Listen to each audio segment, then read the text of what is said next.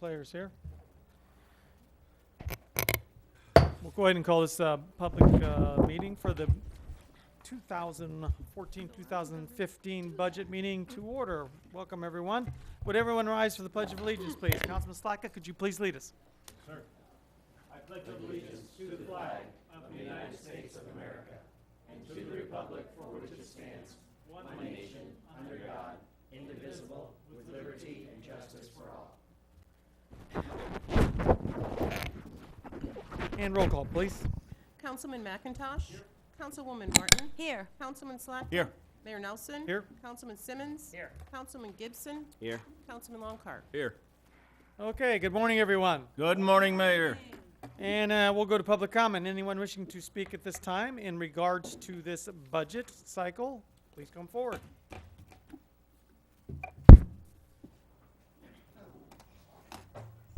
Good morning, Mayor and Council. For the record, I am Bob Hilliard, a proud resident of Bonita Springs. First off, I want to thank each and every one of you for your service. It's not often that you get thanked for what you do. I, for one, certainly understand that you have many constituents that you answer to, and it's very difficult to please each and every one of you. So I thank you for your support. I come to you this morning to ask you to look at the farmers market plot for the Wednesday market and perhaps have the grounds people go over there, level it off, put some new stones down as we approach season and reopening of that market.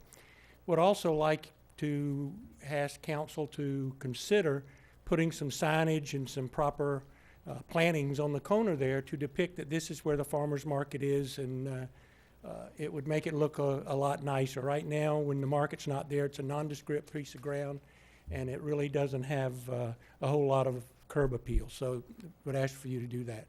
Thank you very much. Thank you very much. Anyone else this time, please come forward. First of all, Martha Simons for the record. Proud citizen of Bonita Springs also, and I do want to thank you. And Mayor, happy birthday. Hey, thanks. Councilwoman Martin, happy birthday coming up. And I think we have another one on here, but I'm going to, Mr. Longcart, congratulations on your continue to grow old. Love Older, and wiser. And wiser. Oh, of course, all that every day. Absolutely. Anyhow, I just have one big ticket item and a couple of medium ticket items and a way to pay for it, and small ticket items. It's a confusing and complicated time sometimes with budget because all those numbers kind of become a blur. But on page 38, you have economic development, and you have $180,000 on there budgeted for next year. Might I recommend 25 because only 20 got expended last year. I know we have all that money coming in on the TIF Light program for downtown redevelopment, and that's going to be great. That, if you break that down, you have your 25, and then you have an extra 155 to spend on other things like, I concur with Lion Bob Hilliard about the farmer's market plot. If you pop 5,000 on it, you're going to make it look real nice. Continue to keep it as that farmer's market. It brings people downtown. That's what Councilwoman Martin intended, and what the Lions Club continues to do. Next, historic preservation. I saw under council member items that you had 80,000. I don't know if that's, how much you want to do, but maybe 50. You can pay for it taking that 155 out of economic development.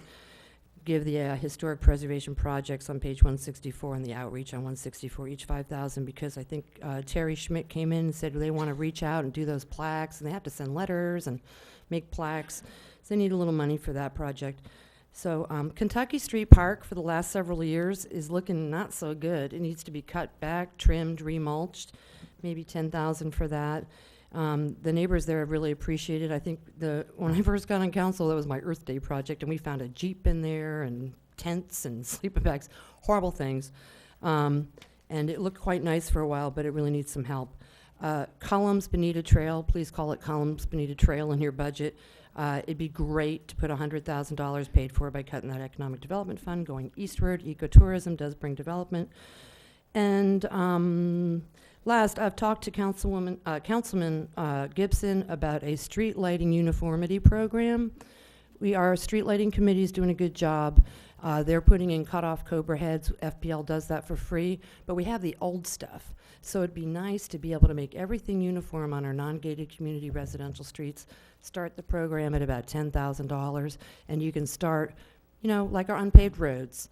Start here on this street, get all the lights uniform, because now you have like all these different lights. Anyhow, it's about $225 a pop.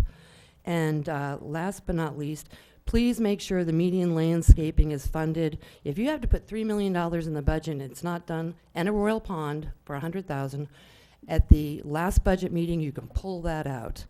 If it's all done by the end, by September 28th, pull it out, then geez, you have gravy. But in the meantime, I think you did a good job, but I really would like to see medium and roadside landscaping mentioned in the budget, not just median. I thank you, and good luck on your deliberations. We'll look forward to seeing what happens and coming back at the next meeting to make sure it happens. Thank you very much. Thanks, guys. Anyone else this time? Please come forward. Morning, Fred Forbes for the record. Happy birthday, Mayor, and Thank happy you. birthday to come, Janet and Bill. First item is the what I call the streetscaping. I can remember last year that there was hours and hours put in by City Council, presentations, deliberations. When it was all done, we had I think it was unanimous, but it was at least a 6-1. And we're going to do streetscaping, and we're going to get it done right away. In fact, we went out on an RFP before the new fiscal year started to do that. And here we are. There's nothing in the ground that at least is apparently visible.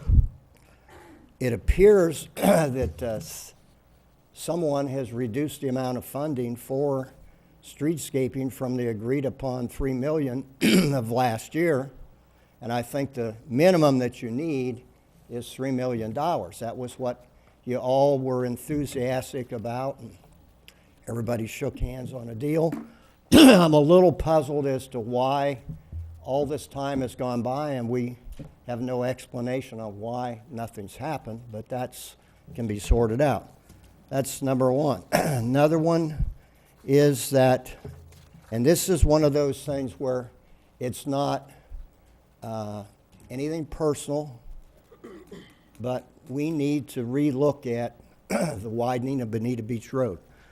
When the city incorporated, a lot of time was spent on the comp plan, and the comp plan had a different vision for Bonita Beach Road than what it's turning out to be. And if we continue at the rate we're going, we're going to have a 6-lane concrete parking lot. We're going to induce more traffic onto it because the wider you make a road, the more traffic gets on it. And I think that's not at all what the comp plan had in mind. I think this is an evolutionary process. The people that are here now see the city as big as it has gotten, and they really in some ways want to kind of slow things down a bit. We want to keep that small town charm and actually put more of the small town charm back into the city, specifically Bonita Beach Road. And so I would urge City Council to remove the two line items. One is 11.4 million, the other is 2.2 million from the proposed widening of Bonita Beach Road. And that doesn't mean it can't be reinstated later, but I think that City Council as well as the residents really would like to take a look at this. At least I believe some of you do. Another one that I think needs to be looked at is that in the proposal there's no money for anything for the DRGR getting the water right. That's okay. That means to me that we leave it alone and it's doing a great job at what it was intended to do. But I think really there's a lot of work that needs to be done that has not been done before any really final decision can be made. But if you don't fund it, that's fine. We just leave it the way it is. Thank you very much. Thank you. Anyone else at this time? Please come forward. Good morning, Carolyn Gallagher from Cedar Creek. I wanted to remind you that the Water Task Force is working towards solutions to the city's current and future water problems. There are many ideas that the Water Task Force has already generated, and some will require funding. In some cases, funding may also be required in subsequent years. In my opinion, the city budget should designate several $100,000 for the city's chosen projects. I also believe that it is very important to continue to fund the work that Kevin Irwin is doing concerning the DRGR wetlands. He can collect the hydrological data and provide a way to model that data that will help the city decide once and for all if it can build, where it can build, and what it can build in the DRGR. I strongly support buying and using this model. It's a one-time cost, and it's not a duplication of something previously done. Please designate funding for the completion of this effort. Thanks. Thank you very much. Anyone else this time, please come forward.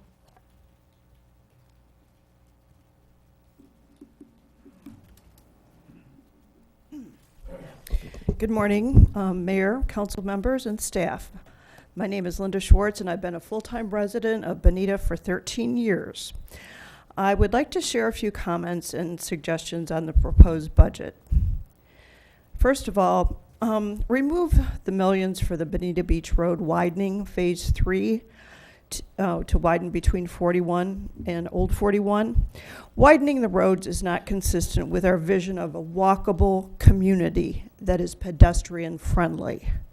Further, widening of Bonita Beach Road sets us up for and literally funnels the flyover scenario with 6 lanes of concrete from the interstate to the beach. That is not the vision that most of us have for the entryway to the city. Those desiring that kind of scenario should consider the East Coast, where that kind of development abounds. We don't want that here. Next, I too question what happened to the millions approved for streetscaping. As far as I know, nothing has been done except for the study. As soon as Estero gets their city status, they will be spending lots of money to beautify their community, as Naples already does. We need to spend money now on roadside and median enhancement. I concur that we need additional money to implement the recommendations of the Water Task Force. I don't know, 300 to 500 is a figure I've heard tossed around and seems reasonable. Again, we don't have to spend it, but I would like to see the money there. And the last thing is I want to assure funding to continue improvements to Spring Creek in next year's budget and in future fiscal years. Thank you very much. Thank you very much. Anyone else this time, please come forward.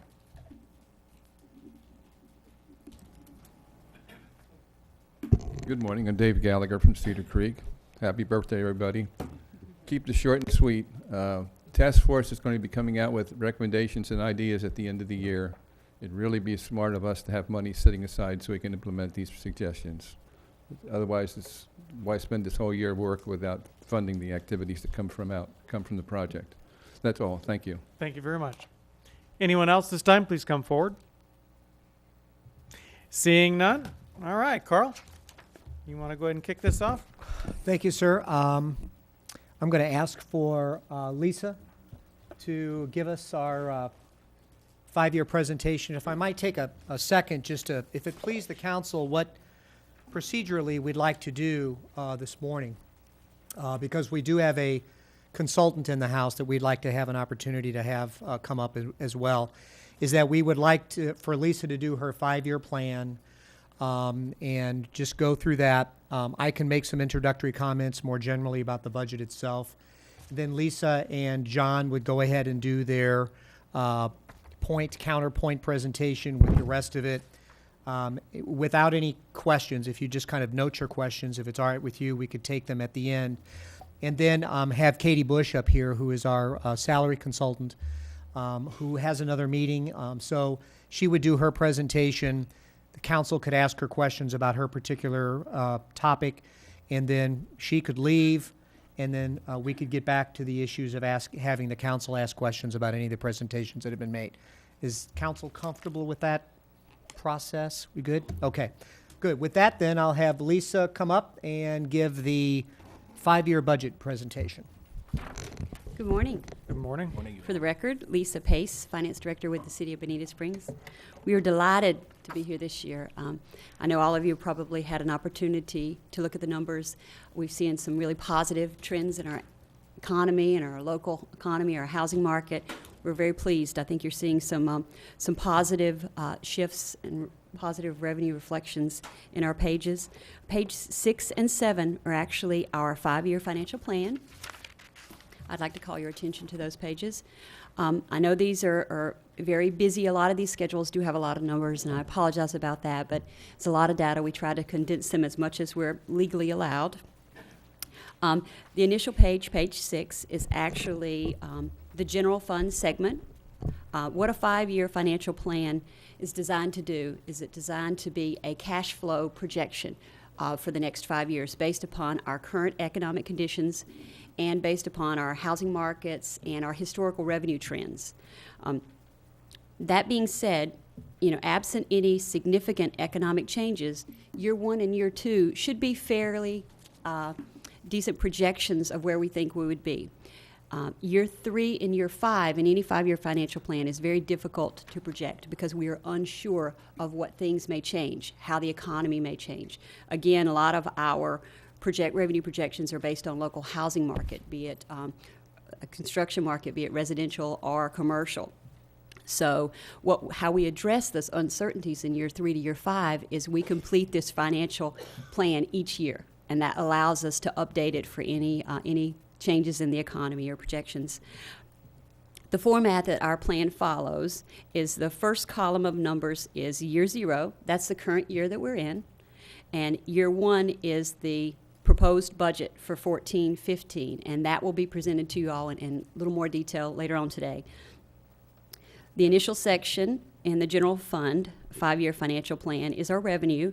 We are very pleased with the trends that we're seeing. As you can note there with your total revenue sections, we project to have 3% increase over the next several years, and then maybe some higher ones as we go out, depending upon what happens with the economy and various things that influence our revenues. The next section down are our expenditure sections for our general fund.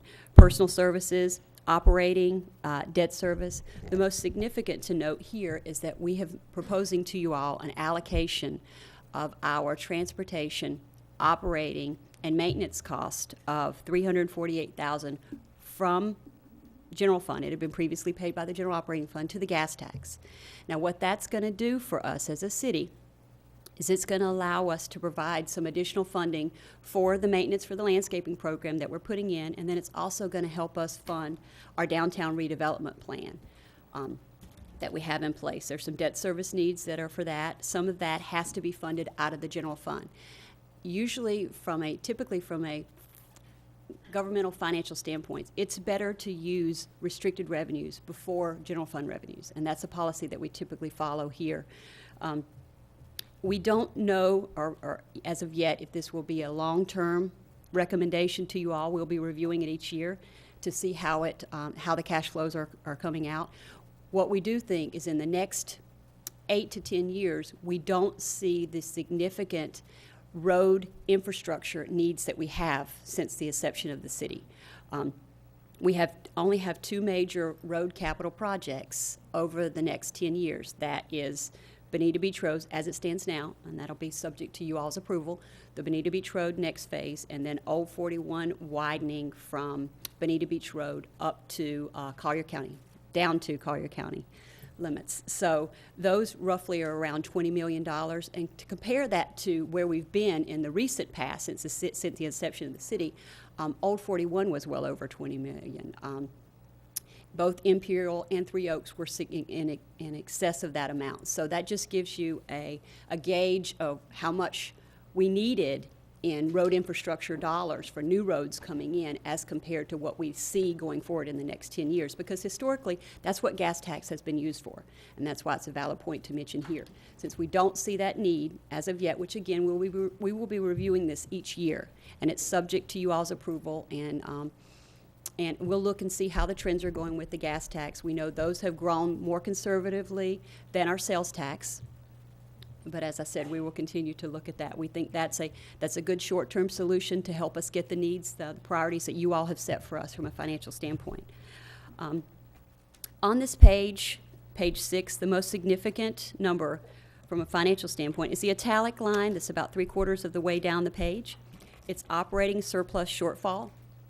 As you can see, year 0 and year 1, we have a very modest surplus. That is great.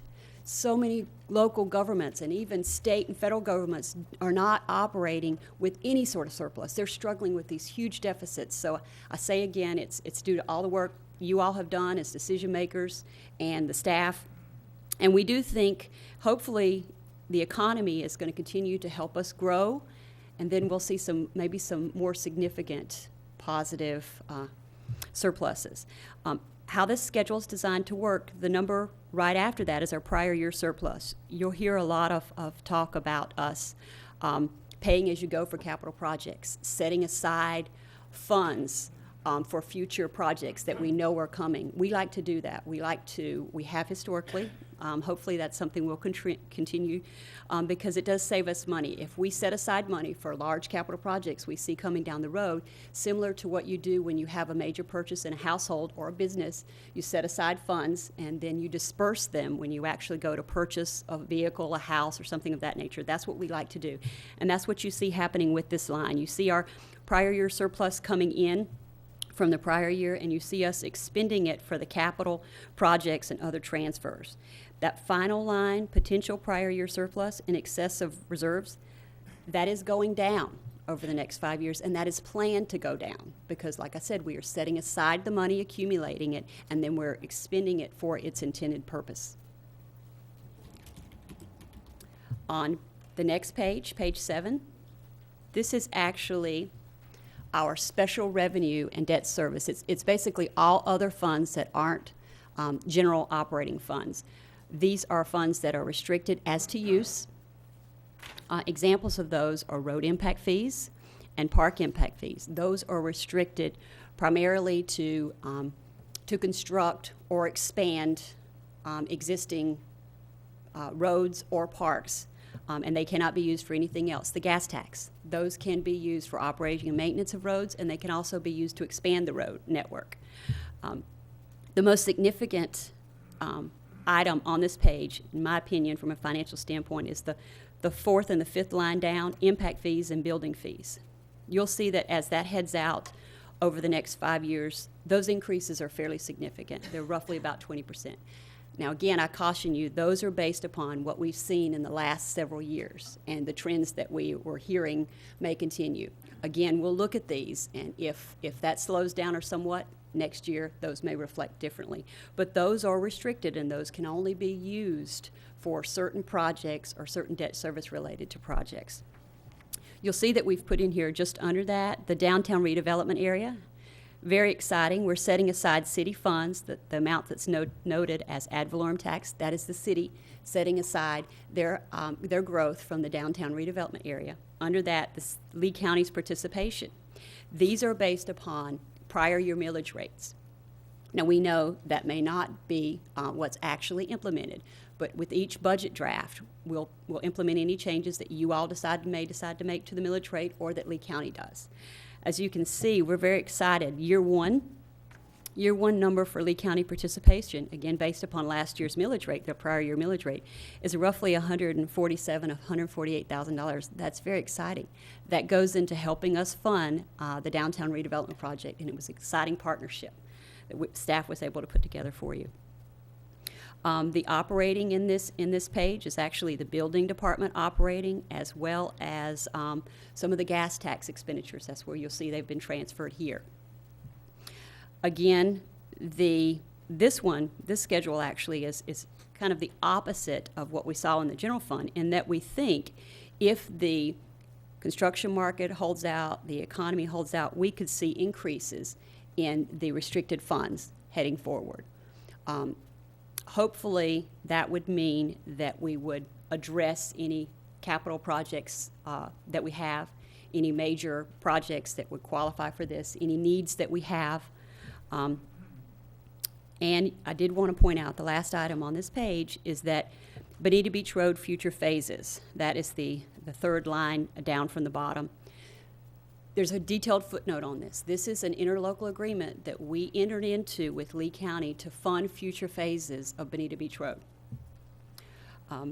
What we've done in your 5-year financial plan is taken into account for that, because the revenues, one particular section of this agreement talks about the 3 developments that are east of Bonita Beach Road, east of I-75, the very end. Those are actually designated in this interlocal agreement to go for the future phase widening of Bonita Beach Road from Bonita Grand to I-75. So all you see in this cash flow is you see as the funds coming in up the top, and we're allocating those accordingly. And according to your agreement, you would be advance funding that project. But that is all that I have to present to you all on the 5-year financial plan. So I'll turn it back over to Carl. Thank you very much. Thank you. Thanks, Lisa. And I think I would be remiss if I just didn't thank staff once again for the great job that they've done on the preparation of this budget. Not only Lisa and her entire team here, but oh, look at that. Audrey's at the finance table. Okay. That is just scary. But anyway, well, all she says is, I don't do numbers. Okay, so, and she agrees. But anyway, I thank that, and as well as thank all our directors and our department heads for their efforts throughout the year to manage their money as if it were their own, and to do it in a responsible way. So I appreciate everybody out there on staff for doing this. I'm going to run through this presentation relatively quickly. It's along the same format that you've seen in the past. First off, I want to talk to you about revenues and revenue sources. When you take a look at this, you will note first off that our number one revenue source is, I think I just screwed up something here. Okay, good. Our number one revenue source is impact fees, to the tune of almost 26% in this coming year, as projected. And that obviously is significant. Some people have suggested that we should reduce or eliminate our impact fees in order to help economic development. However, the City Council has not seen fit to do that in the past, and I think that we are seeing a significant amount of growth despite the impact fees. So impact fees help us continue to improve our community. Our second largest source is ad valorem tax to the tune of about 22%. And we all know where they come from. We pay those, our businesses pay those, and we thank them for that contribution. And then, of course, number 3 is the half-cent sales tax at about 13%. And then you see the rest of the revenue sources on that screen. Then expenditures by function. This is always one I like to spend just a little bit of time on each year because it is so much different than you're going to see in most, certainly, full-service cities. Because the City Council, the elected folks early on, right after incorporation, made the decision for this city to be government light, what we see here is your personnel expenditures, which is in the blue for each of these columns here. In the blue is your personnel expenditures. They're running about 34 or 35%. In a full-service city, and I took this right off the Cape's website from the city manager's comments, their personnel-related expenditures, and this is fully loaded with all the benefits and everything, is 67% of their budget. What that allows us to do with relatively few employees who are very dedicated to manage the contracts that we have, and that leads to the second column, which is all the red you see up there, and that's our operating expenditures. And this is includes our contracts for our landscaping, maintenance, for the sheriff's departments, and for all of those kinds of things that others do for us under contract, but of course we have to manage. And then, of course, you have your debt service, which is growing a little bit this year in 14-15, as you can see. But again, that's because we have taken on some additional debt. But then the next thing is capital improvements and capital projects.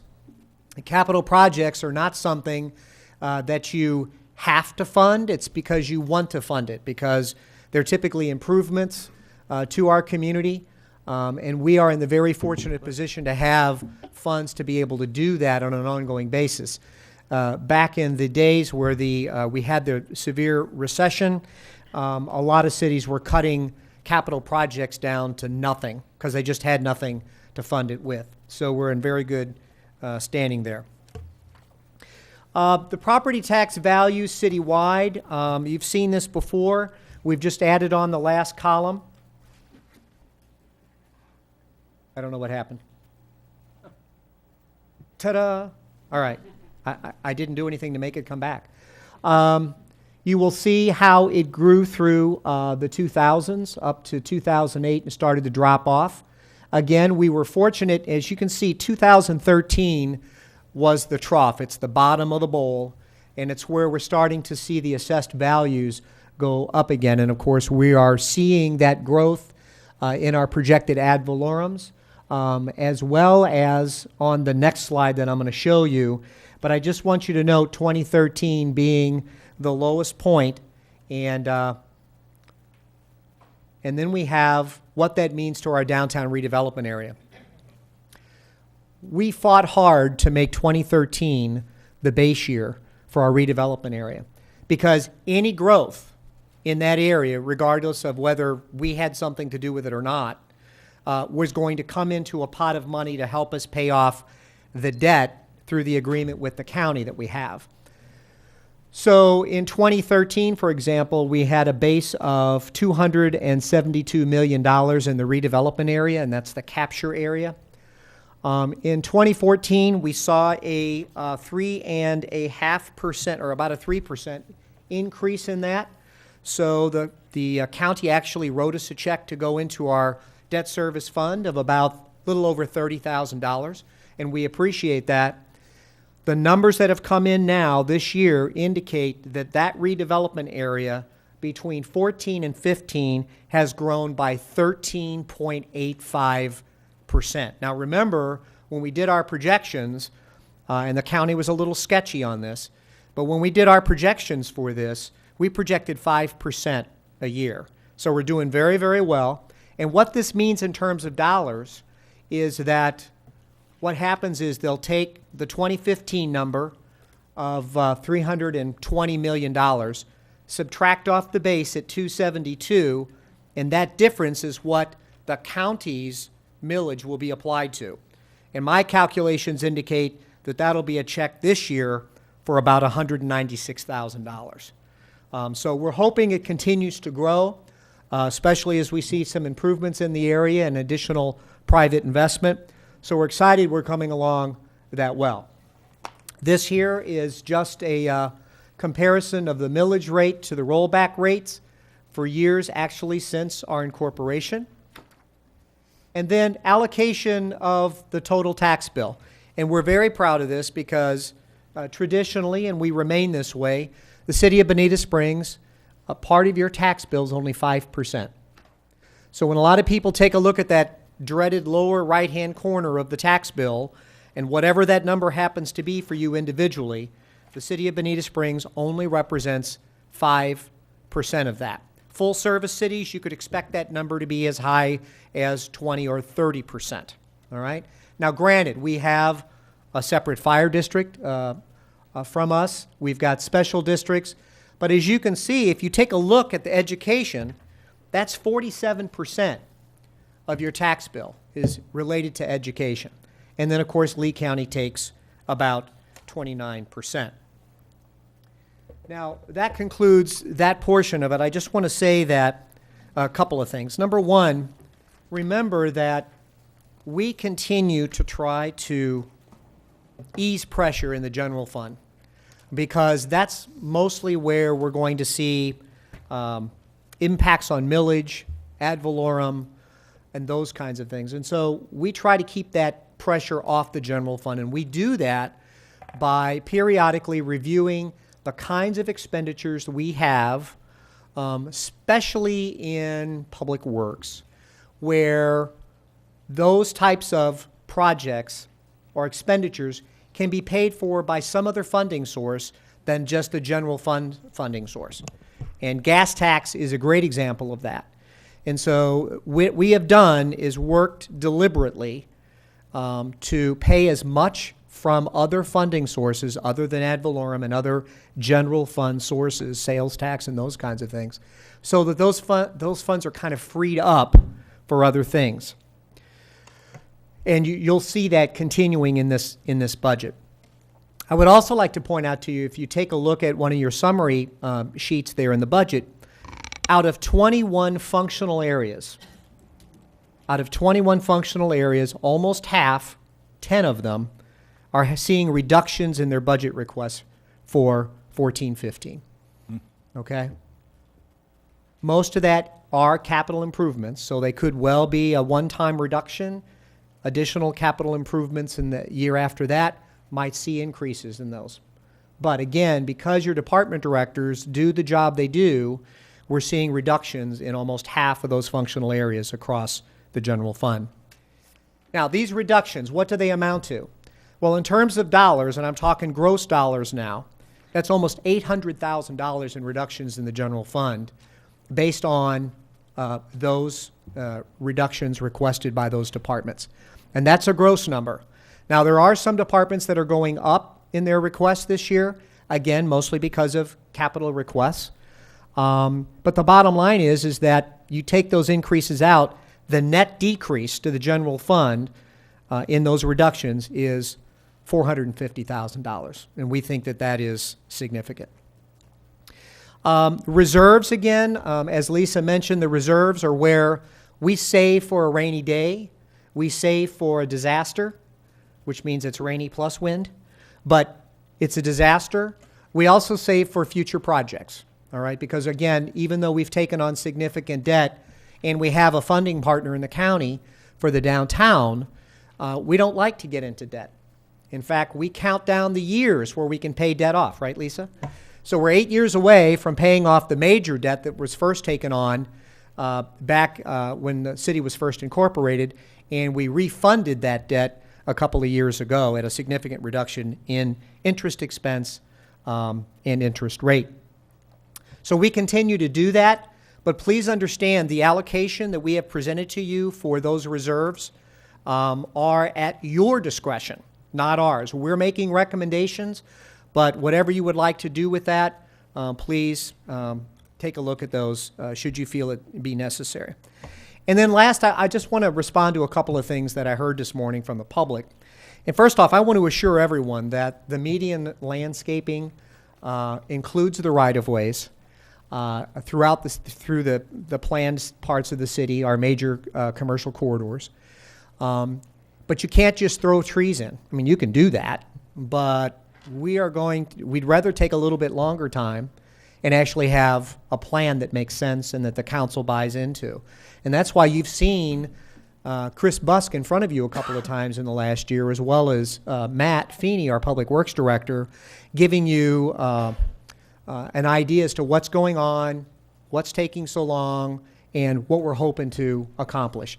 And you will have another one of those updates in March that's already planned, and we're going to bring it to council so you have a better understanding of what's going on.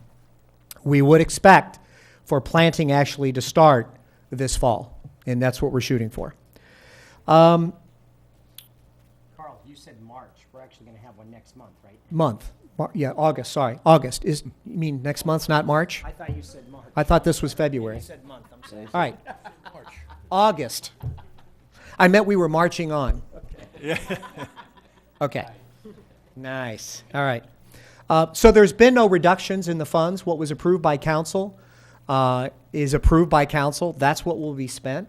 And so I'm not really sure where that's coming from, but we have spent funds on the design of those projects, and we'll continue to do that as well as put that money into the ground. And then the last thing is, why haven't we put money in for the DRGR?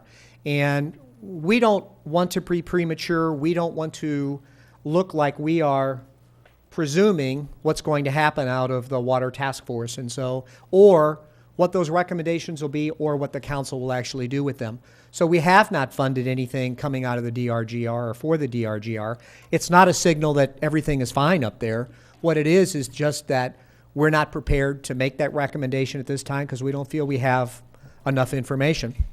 Obviously, if the Water Task Force brings forward recommendations that the council wants to fund, then of course you do have reserves that you can pull from and allocate those funds at that time. Or during this process, if you would like to put in money as a placeholder, you certainly, that's within your purview as well as council members. All right? With that, that concludes my part of the presentation. And what I'd like to do now is have Lisa and John go through the budget, not line by line, but those significant things that we think are important for council to take note of as changes in the budget. And they're going to start that now. Yes, sir. Have at it, guys. Thanks. Thank you very much. Let me try to get up closer. Pages 22 through 23 are your budget highlights. These are, again, as with the 5-year financial plan, very, very intensive from a numeric standpoint, data presentation. Just wanted to show you the two areas. And unfortunately, we do have to present your expenditures. We're required by the state and by generally accepted accounting principles to present your expenditures in several different summary ways. I'll call to your attention what we believe are the most useful for you all. On page 22, the very first section there, that breaks it out by fund. Your general fund is the first line item, your general operating fund, your special revenues, as we talked about before, those are your restricted revenues, restrict for certain uses. Your debt service, those are both of the 2 loans that we have outstanding, and your capital projects. This is the common way that you will see it broken out and summarized in a lot of ways, and that's very useful to you all because it follows the way that you're able to use the funds. The second most useful area is on page 23, the very next page. The first section is those categories: general government, public safety, economic environment, human services. That is actually animal control. Every year we kind of chuckle at that. Those are categories from the state. Those aren't really very useful to us at this level. They are rolled up to the state, and you'll see our numbers being combined with other municipalities to present it at the state level for total spending. The very last section on that page, that's by department and by cost center.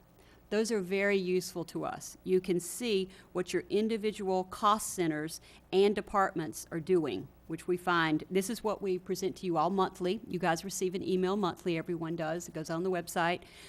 We present this to you at this level because we feel it really tells the individual functions and you can see the changes. And that's what we'll be reviewing later on today. The very next page is page 24. We as accountants think this is an exciting schedule, but then again, anything with a lot of numbers we find exciting. Gives us something to think about when we're trying to go to sleep at night. Page 24, budget at a glance. This is a summary. As we've talked about before, it goes by general funds, special revenue, debt service, capital project. It shows you where we project we're going to start at the beginning of 14-15 and where we project we're going to be at the end of 14-15. One of the most important columns is second from the right, projected fund balance. That's where we think we may be at the end of this proposed budget fiscal year, 14-15. Now you will see we think approximately $27 million will be in reserves. What we've tried to do below in these detailed footnotes, and they are very intensive, we apologize, but there was a lot of data we wanted to present to you all. Staff took the opportunity to make some initial recommendations about where we thought you might want to allocate that $27 million. You'll see the footnote number 1. This is for the general fund, projected fund balance. That one we believe may be in excess of $3.2 million.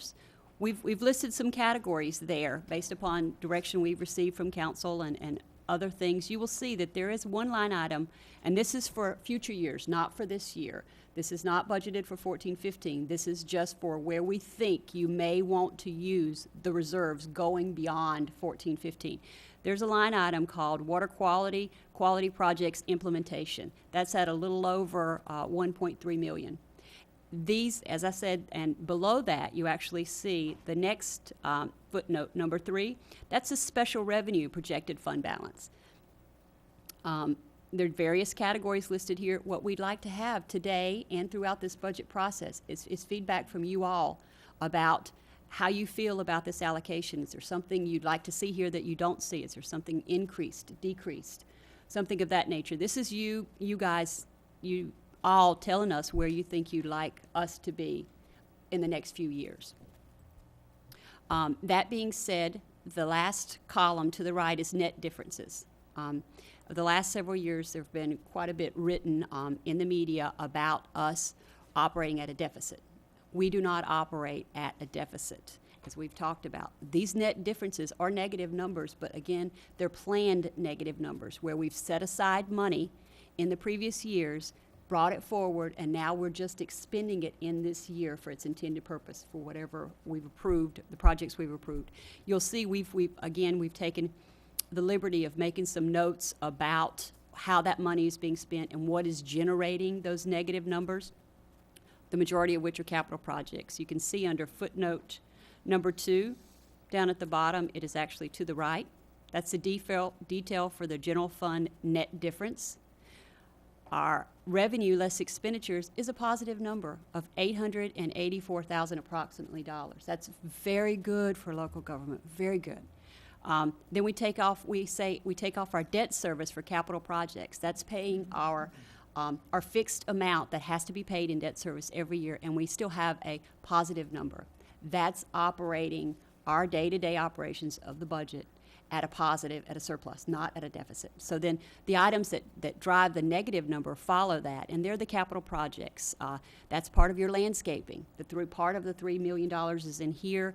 Part of the street lightings, paving, the various projects that are listed there. And it's the same thing with the debt service. Debt service is showing a net difference of $3.75 million. That's actually what's projected to be spent in 14-15 for the downtown redevelopment. That's part of the $16 million project that staff feels the cash will be dispersed in that year. So that's why that's a negative.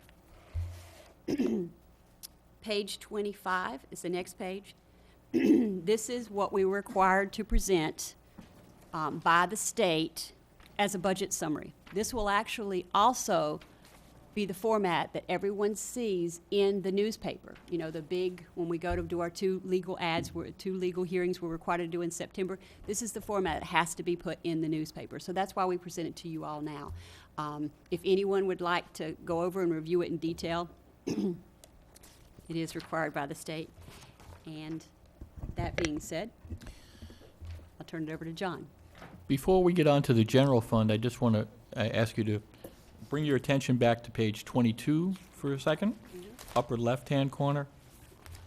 As Lisa already mentioned, the budget expenditures are broken out into those 4 different categories: general fund, special revenue, debt service, and capital projects. So what we're going to do now is start off with the general fund. That's where you'll find most of your cost centers that you're familiar with, the various departments, various initiatives that you've authorized. In the past, Lisa and I have kind of done a tag team here where we go cost center by cost center and switch back and forth. This way you're not listening to one voice over and over again. You'll come to understand we're doing it just a little bit differently this time. Lisa's been able to implement a new accounting numbering system where we've been able to kind of package up different cost centers that have some kind of a relationship. So it won't be cost center by cost center, but groups of cost centers that we're going to switch back and forth on. So I just wanted to give you a little context of the conversation that we'll be having. So if you go to the general fund tab, Lisa will be giving some more introductory information on pages 26 through 34, and then on page 35 we start in with the actual cost centers. Page 26 is the actual general fund revenue summary.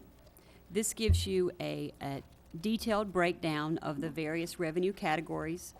And what we try to do in all of the detail schedules that you'll see, we do 3 years of data. The very first column will be prior year data. That was our actual numbers that the audit we've already reported to you on. We give you the original budget. That was the budget you originally adopted in September, and then the amended budgets. Differences that will occur between your original budget and your amended budget primarily have been capital carryover projects that we thought would be and budgeted to be finished before the end of the fiscal year, but they were not, so they're unable to be carried over. And it's so the total project cost doesn't change. It's the timing from year to year. And there may be some other unanticipated budget increases that have come up, such as you've seen the rec center. When we came forward, we had to redo some roof and do some major repairs there that we didn't anticipate and didn't budget. And then you'll also see the expected column. That's actually 6 months of actual data and 6 months of projected data. And then the next column is actually your requested budget. And then we also give you a change from the amended budget to the respected budget so you can see it. As we've talked about your revenues, the major significant... I'm sorry, but the change isn't from the expected to the amended budget. It's from the projected. Projected. It was what was budgeted, Yes, it was what was not budgeted. as what is actually going to be spent. Yes, sir. Okay. Yes, sir. Yes, Go sir. ahead. And that's because in government, typically, you go from budget to budget. So you're, we always exceed our expectations in revenue and are under our expectations in budget, expenditures. The major increases in this area, sales tax, we're seeing positive areas. Obviously, our ad valorem taxes, this is based, what you have before you is based upon prior year millage rate. The last item we'll be doing today is you all adopting your preliminary millage rate that will be published and issued on the trim notices that go out to individuals. The various pages 27 through 32, those give you historic trends on the major general fund categories. You'll see there's a nice 27, there's a nice assessment value collection history. It gives you assessment value, rollback rate, a lot of useful information. And the same thing with the following pages. Page 33 and 34 are detailed pages of our general fund expenditure summaries. And again, this is a very useful page. When we talk about some of the other ones we're required to disclose, this one is very useful in that up at the top, it summarizes of 2033, it summarizes your personal services, your operating expenditures, and your capital outlay, and then your transfers out of general fund. So, and it gives you your full-time equivalents. It gives you your expenditures by cost center, like we've talked about, the various cost centers, various segments of operation. As John has mentioned, and you all approved last year in your budget, we're implementing a new accounting software in 1415. What that would mean to you all is just some of the numbers have changed. I'm sure y'all haven't memorized any of our department numbers, but we were able to redo the numbering with our new software and just to make it flow a little better for staff, for operation, and for you all as well. Hopefully that will not be too confusing, but if you need any assistance with that, please feel free to let us know. 34 is actually a graphic depiction of our general fund expenditure summaries. You can see our total expenditures, personal service, operating expenditures. We feel very useful information. And with that, I'll turn it over to John. So on page 35, here's where we actually start into the various cost centers. I will be taking you through pages 35 through 42. And just some general notes. On each of these cost centers, you may notice a slight increase in the personal services. We won't be going line by line through these cost centers, but just highlighting some of the more significant changes over last year. The personal services will be dealt with when you hear from Katie later on about the salary survey, which will explain some of the changes that you've seen in these various cost centers. Pages 35 and 36 have to do with you folks, the elected officials. And you will see over and over again as we go through these cost centers that staff has made certain assumptions, and those assumptions are based on past decisions by council. Obviously, this is a time when we need for you to either confirm or change or modify some of those assumptions. So again, we'd ask that you make notations as we go along and hold those questions or comments until the end. But I'll point out one just so you get an idea of what we're talking about here. In yours, we have on page 36, $50,000 for the lobbying effort. You are now, I believe, in the 5th year of an agreement with Capital Strategies. It was originally a 3-year agreement with 2 annual renewal periods, and this would be the last of those renewal periods. We've made the assumption that that's the way that council wants to go, but obviously, again, here's when we need your feedback. You may see some examples of that on the various contracts that we go through on these different cost centers. So that's the only real thing I wanted to point out on pages 35 and 36. Page 37 has to do with expenditures for the physical environment. I don't want you to get the impression that means that we're not funding these. There is an informational note. These will actually now be dealt with on page 124 when we get to that really newly reorganized category. Page 38 has to do with economic development. There's been a slight modification in the requests here. Arlene and the city manager, based on the history of some of these expenditures and the track record that we have with some of the grant allocations, have actually reduced that amount from $200,000 to $180,000, aside from the downtown. And again, obviously, all of the department heads are here, so if you do have particular questions about this that come up later, Arlene will be here to address it specifically and can also comment about some of the things you heard from the public. But at this point, that's the only significant difference that we need to point out there.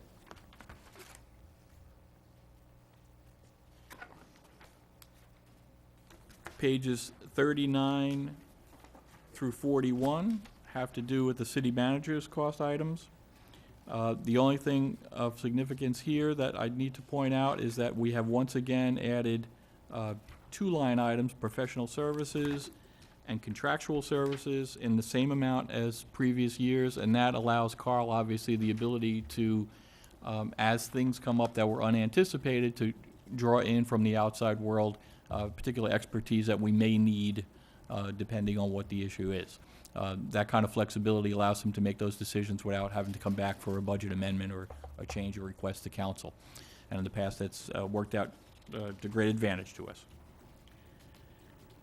Page 42, Human Services. This is another example where it doesn't mean that we're not funding it. It's just now allocated a little bit differently. This will be discussed on page 64. Lisa will now take you through pages 43 through 47. Pages 43 and 44 are the Development Services Cost Center. This is actually titled by the state Industrial Development. This is a lot of our working with community development across the street, working with the businesses in the area. We have, based upon guidance from the state, removed some items, reclassified them, just a mere transfer. You'll see the footnote there, the $125,000, that was actually reclassified as per the state from this cost center into the planning and zoning cost center. It's going to be combined with your contractual services that you do for CH Tuam Hill in one cost center. So there are really no major changes on this cost center. Page 45 through 47. This is our development and zoning. This is where the contractual services, the $125,000 was transferred to. You can see the increase there. Along with the transfer, there was an increase. You'll see a footnote there. There's an increase requested from the community development contractor. They are asking for a 1.85% increase, and then there is a increased staffing request that they're asking as well. They're asking for one person to be split between this cost center and the building cost center, 50% for general fund and 50% development. It's a project assistant that they're asking for.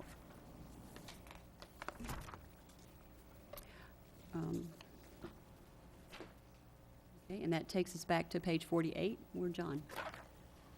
I'll be taking you through pages 48 through 64.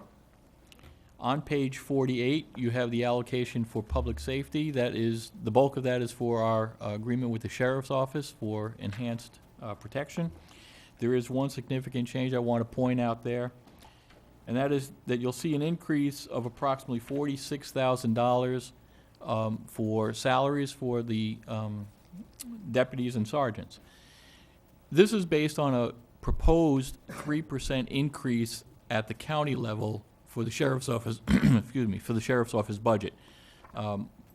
We don't know if that's going to be the case when the Board of County Commissioners finalizes their budget, but we wanted it to estimate on the high side, so we are matching that 3%. If for whatever reason that doesn't happen countywide, it most likely will not happen for your officers. But I did want to point that out as a change that may come to us based on other the decisions by the Board of County Commissioners. Pages 49 and 50 have to do with code enforcement. Most of these numbers have remained static. There is one increase proposed for some of the initiatives that the council has authorized in terms of landscaping. Obviously, we're doing a major push on our landscaping in the roadways and medians. We are also looking to enhance our enforcement and upgrading of landscaping on private and commercial developments. There will be significant increased personnel costs in terms of gathering the inventory and then going out and doing the enforcement and monitoring of additional improvements, and that's reflected partially in this budget.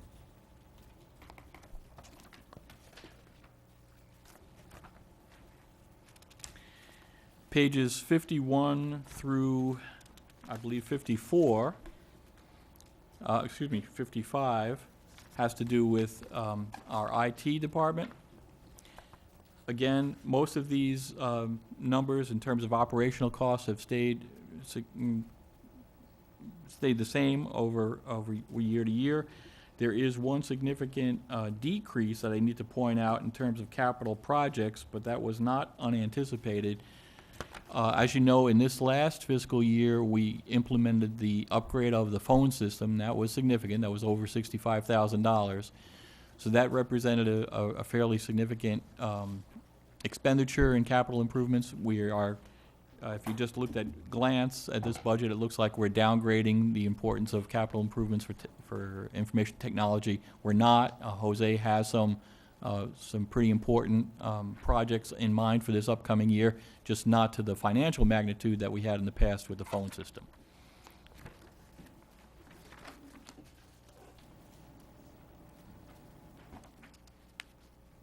Page 56 starts our Public Works Department expenditures. No significant changes in the operating costs. There is, however, one significant change that I want to point out, and it shows up on page 60. Approximately $80,000 and reduced costs. This has to do primarily with the transformation that we made last year. We're taking some of the GIS services in-house. We transferred from having Jeff here originally as an in-house employee to an outside contractor.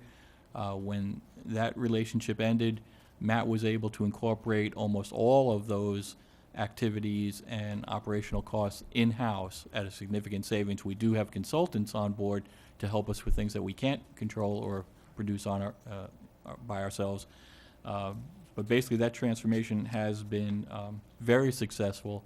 I think we've been able to keep up our expectations about the products we can produce in-house at, as I said, a fairly significant decrease in the cost.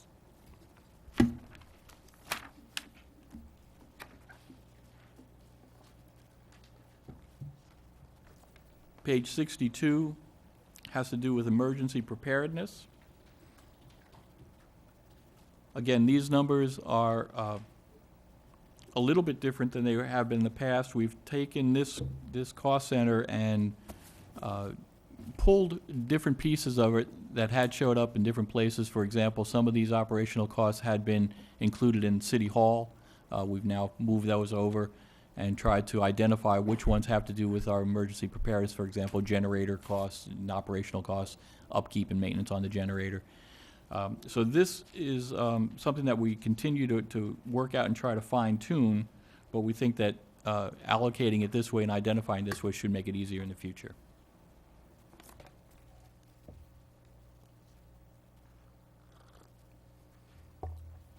On page 64, you'll see the non-departmental cost center. I won't tell you what we refer to this on a staff level, but this is the place where you'll see things that don't necessarily seem to belong in some of the other cost centers. We've tried to package those up so that we can identify them relatively easily. You will notice in this category the pay for performance increases and our contingency number. The contingency number is something that obviously may be adjusted depending on what actions council takes today. Pay for performance was based on the policies that we have implemented at direction of council in the past. Animal services also shows up on this line item. You will see a fairly significant decrease in that cost of $70,000. That is based on the estimates that we've gotten from the county. Again, we hope that those numbers hold true. We have no reason to believe that they won't, but we're very glad to see that we can maintain the same level of coverage from the county at a fairly significant decrease. That allows us then to continue the trap, neuter, return policy and still stay well within budget.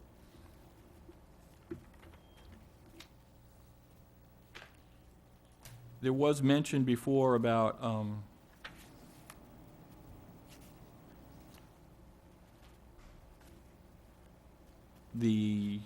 sorry, I was going to talk a little bit about the Citizen Water Strategy Task Force, but that shows up on a different line item with the other volunteer committees. I apologize for that. There are two items that I want to point out which may show up on page 64, non-departmental, as we get closer to the budget hearings, or which may show up in the way of a request from staff to council during the fiscal year. The reason why we don't have those right now is because they're still works in progress, but I wanted to at least take this opportunity to point it out. One has to do with ADA compliance. In the past year, the city, well, actually a year and a half, the city has taken on a pretty extensive review of all of our facilities and services in terms of how we are doing with in relation to the ADA, American Disabilities Act. We think that we're in pretty good shape. However, we have had the evaluation put into document form and sent out to some of our other partners for their review. There is a local committee that deals with ADA compliance that we work with. We're also working with the county and the city staff at the city of Fort Myers, since they have more experience than we do in these issues, to ask them to take a look at our matrix that we've put together in terms of where we might want to make some increases or enhancements during the year. So we have some projects identified and some cost estimates for those projects, but until we get their feedback, we won't know what we want to bring to council to recommend. So I just wanted to give you a little heads up that you may hear us during the course of the year come back to you with some projects that have to do with ADA. Another area that we don't have finalized yet but may come back to you during the course of the year has to do with our compliance with the National Flood Insurance Program and the Community Rating Service evaluations that we go through. As some of you know, we go through an annual recertification every year to make sure that we're doing what we need to do. Every 5 years, it's actually a full field audit. We've done fairly well in the past, doing this as a totally in-house project. However, I've indicated to the city manager that there are a couple of things on the horizon that trouble me. One is that the manual that we're evaluated against, that is the criteria that we have to match, has gotten significantly more complicated and more difficult to meet over the years. They've instituted a new type of review which will be a much higher hurdle for us to meet. The second thing that's happened over the course of the years is that we have less partners to work with. There's been a significant turnover at the county in the folks who had experience doing this, and whereas in the past we could rely on them for a great deal of information. We are still great partners with them. They are still more than helpful, but obviously we don't have that depth of research that we can go back to when we find a situation that we're not comfortable with. The third thing that's happened in the last year or so is the proposed Biggert Waters changes in the flood insurance premiums. That's on hold right now, which is good, but we don't know when and if that will be reinstituted. And if it is, our rating and how we do on these ratings has a direct impact on what percentage of discount our residents get. So as those increased premiums go up, the value of the discounts also go up. So for those reasons, I'm looking into whether or not it would be worthwhile for us to hire a consultant, even on a part-time basis, to help us with these reviews in the future. We haven't come to any decision on that yet, but you may, I just, again, wanted to give you a heads up, you may hear from us in the future about bringing that kind of a consultant on board. And that's the last of my comments on page 64. Lisa will take you from pages 65 through 79. Pages 65 through 66 are the city attorney's cost center. The significant changes in this cost center have to do with primarily with two things. First, both in this cost center and in the city manager's cost center we've touched on earlier, you'll see implemented the contractual changes that you approved back in May. So the executive salaries changes, things to bring it in line with your contract that you executed, are reflected here. On page 66, you will see a reduction in the requested budget for litigation services. As you can see listed there, one particular litigation case is no longer active, so the city attorney has not requested any money to be funded for that particular litigation, which is a positive thing, very positive. Pages 67 through 70, this is the Administrative Services Department, which is also previously known as the city clerk. The major reduction in this cost center has to do with the timing of our elections. As you know, we do not have elections in the city every year, that actually elections that the city has to fund financially every year, and this is one year. Your requested budget's one that we will not have to disperse city funds for.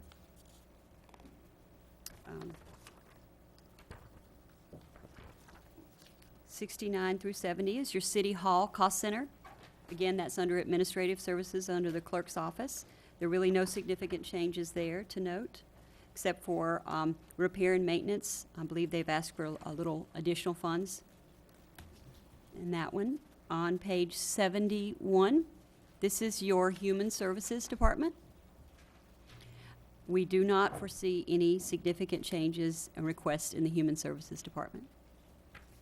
Pages 72 to 74, that is your Communication Services Department. It also includes your special events, and we do not foresee any significant changes in your communication services, which is on 72, the administration of that department. And then also on page 74, your special events, primarily they're listed here. As you can see, we are not anticipating or requesting any significant changes in your special events budget. Pages 75 through 79 are my favorite cost center, financial services. This is the finance department. You'll see that the significant decrease in this cost center relates to the timing of our new accounting software. Last fiscal year, we purchased, and it's current fiscal year, we have purchased the bulk of that software. We're now in the process of implementing it. We'll be doing it over the next 2 fiscal years. So what we've done is actually we've reduced the amount of funding request because, as we've said, we've dispersed the bulk of it this current fiscal year. Next fiscal year, we're asking for funding for the implementing the budget portion and implementing document management, as well as we're hoping to do some integration with the new Public Works operating system. Of course, we're not really sure how that's going to work until we start feeling our way through it, but we're very excited about that. And I'll turn it back over to John. On page 80 starts the cost centers that all relate to Parks and Recreation, and these go from page 80 to 123. Obviously, I'm not going to go through each one of those. Again, what we'll try to do is point out, as best I can, some of the significant changes in some of those cost centers that we think bear noting. One thing you will note on all of these is that the personal services, whereas in the past had been split out, it doesn't mean that we're not paying for personal services. For example, if somebody at the Marnie Fields, it says that they're all now kind of gathered up and included on page 80 as a total, as opposed to being spread out.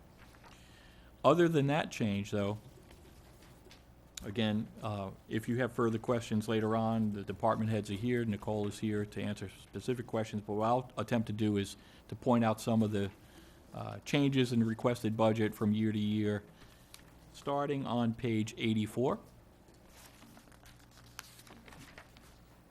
In the ball fields, as you can see, she has some requests for a vehicle, for some fencing.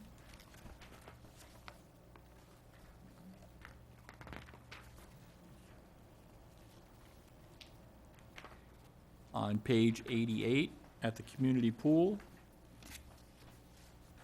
they need to make some upgrades there. The lane reels, for example, something that they need on an operational basis, needs to be replaced.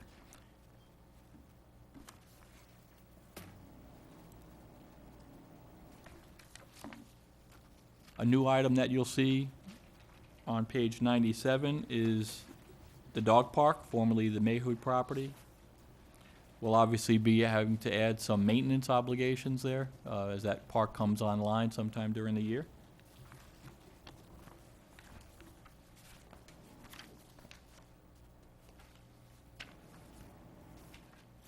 On page 101, the soccer complex. There's a request for, I believe this is a tractor, if I'm not mistaken, to help with the maintenance out there.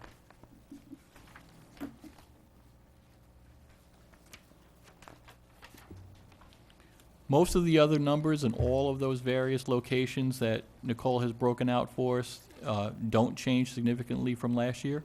Most obviously have to do with maintenance and upgrades and keeping the properties looking good.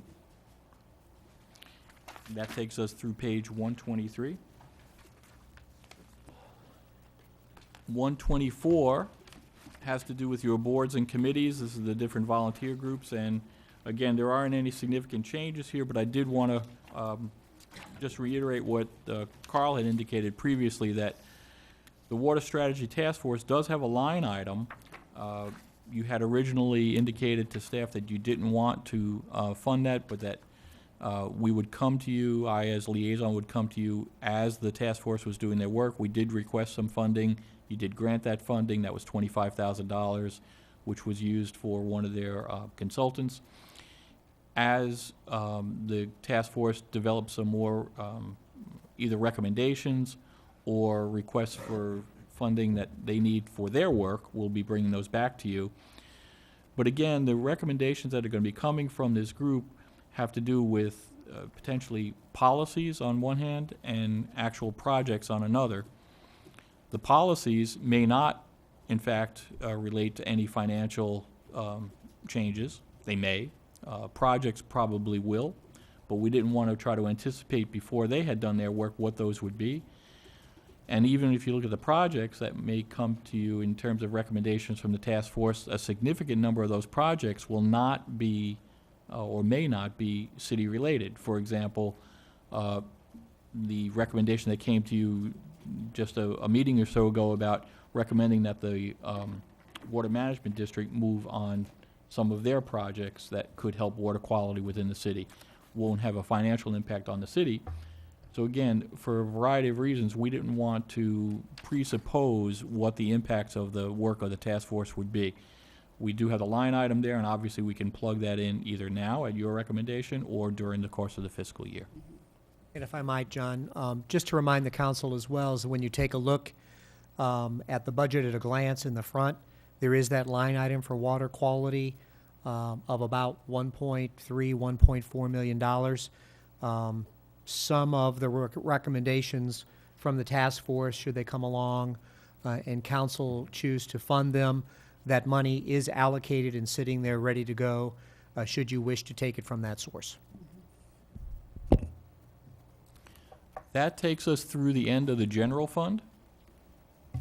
What we'd like to do now is move over to some of the special revenue funds and then capital projects. Yes. Hello. Special revenue funds, the pages that they're reflected on are 126 through 134. We have covered this in the 5-year financial plan. I won't take you all through it in great detail.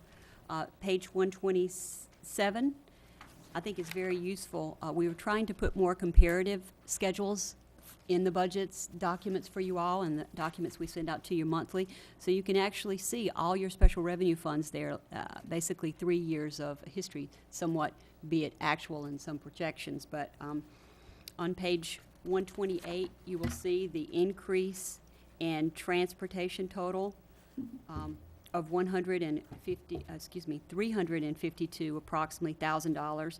That is the transfer of the transportation operating and maintenance costs. Did want to let you know that even though a portion has moved from the general fund to the gas tax, the operating and maintenance for transportation and public works has not increased from the prior year. It's just being funded from a different funded section, and by general accepted accounting principles, we're then required to reflect it in a different location. I think that that is all that I really wanted to call your attention to. Our grants are on page 133. Primarily our grants for the requested budget, budgeted year are CDBG and our 2 state grants. One is for stormwater and for dredging. And then our building fees is the last portion. The next section we'll talk about is the debt service fund section. With your tab, that is from 135 to 138. Very exciting things happening in our debt service this year. You'll notice that on page 135, you'll see our capital projects loan. That is our 2001 original debt service that we had, that we have 8 years left remaining on that. And then the next column over is our new 2014 downtown redevelopment debt service. As you go through the pages, we've tried to give you, 136 gives you comparative data on it, 3 years of data there for you. 137 and 138 actually gives you the details of the individual loans that we have, our debt service. It gives you things like original date that we took out the loan, the estimated maturity date, a lot of good information there for you, how it's funded. Any of that, if you'd like to discuss, we'd be happy to do so. 138 is the 2014 downtown redevelopment loan. As you will see there in the requested budget column, we have the county's participation in there, the city's participation from a ad valorem real estate tax standpoint. You will see we've made some footnotes down here with some details of the interlocal agreement, so that for transparency's sake, if anybody would like to know, we feel these are the major points of that. And with that, I'll pass it back over to John. And that'll be our last section of capital projects. And we want to thank y'all for being patient with us. We're trying to get through this as quickly as possible and give you only the highlighted data. Thank you, Lisa. In the capital projects section, the first few pages are a different display of information that you've already been told about and have seen in the more in the highlight and summary areas in the beginning of the budget. I would like to call your attention to 2 pages in particular, though, that I think could lead to some, hopefully some good discussion and input from council today, and that is page 142 and 144. 142 shows a breakdown of the road capital projects that we've identified and funded for this upcoming year, and 144 are non-road projects, and those are primarily the parks projects. These are significant because, again, these represent ongoing initiatives that we've gotten direction from council, and we think that we've anticipated where we need to prioritize and where we need to fund, and we think we've anticipated correctly your timing needs on these. But we would appreciate a review of this, obviously, and more feedback from council if necessary. There are a couple that I want to point out that, again, are based on some assumptions. We've indicated on page 142, you'll see the CDBG projects. CDBG projects, as you know, are have some pretty stringent eligibility requirements, and I think I've indicated to you that we're looking at some different projects that have been suggested to us, one by Habitat, which would be a park project, one that might have to do with some of the downtown redevelopment projects, and we're checking eligibility information on that, so that may change, or you may get some more information from us during the fiscal year or between now and the budget hearings on that one.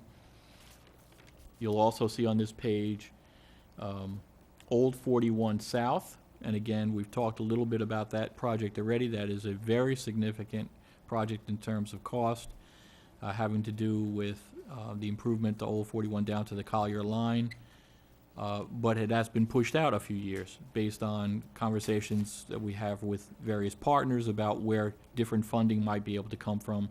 But again, we'd appreciate any input you want to give us on both the timing and cost issues there.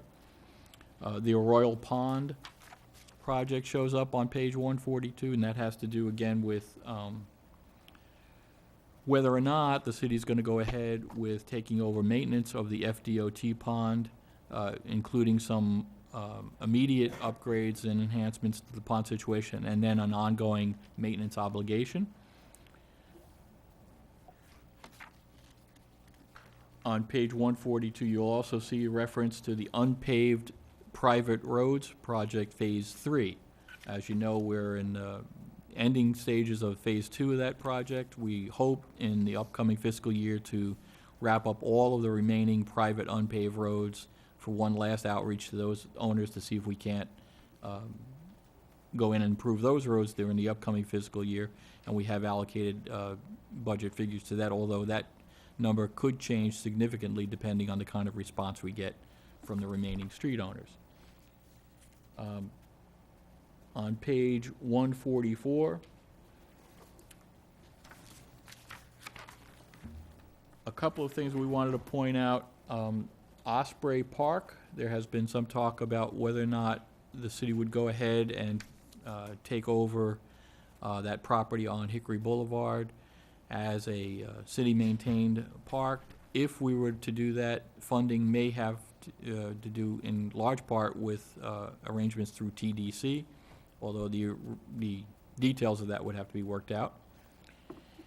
And finally, one minor, relatively minor project that doesn't show up here yet, but would probably on page 144, has to do with adding lightning rods to various city facilities. We've got some protection in place already in some of our facilities, but given that this has been forefront of the news recently, we're taking another look at what the cost would be for not only here at City Hall, but some of the other facilities. I don't imagine it would be great cost in terms of our ability to do it, probably within existing budgets, but I just wanted to point that out, that may show up as a separate item on those projects list also between now and the budget hearing.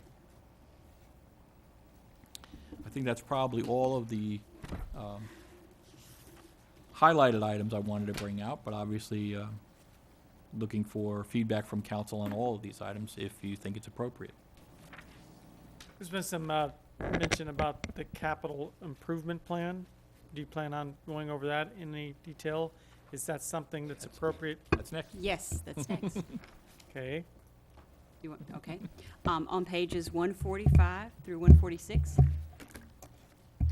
These two pages are intended to work together. This is the The debt service portion is at the top of this, is our debt service related to our capital improvement plan, and then also roadway projects. As you can see on page 146, which is a continuation of 145, our last line item listed there is median landscaping enhancement. The estimated total project cost remains at $3,150,000, as was directed at last year's budget.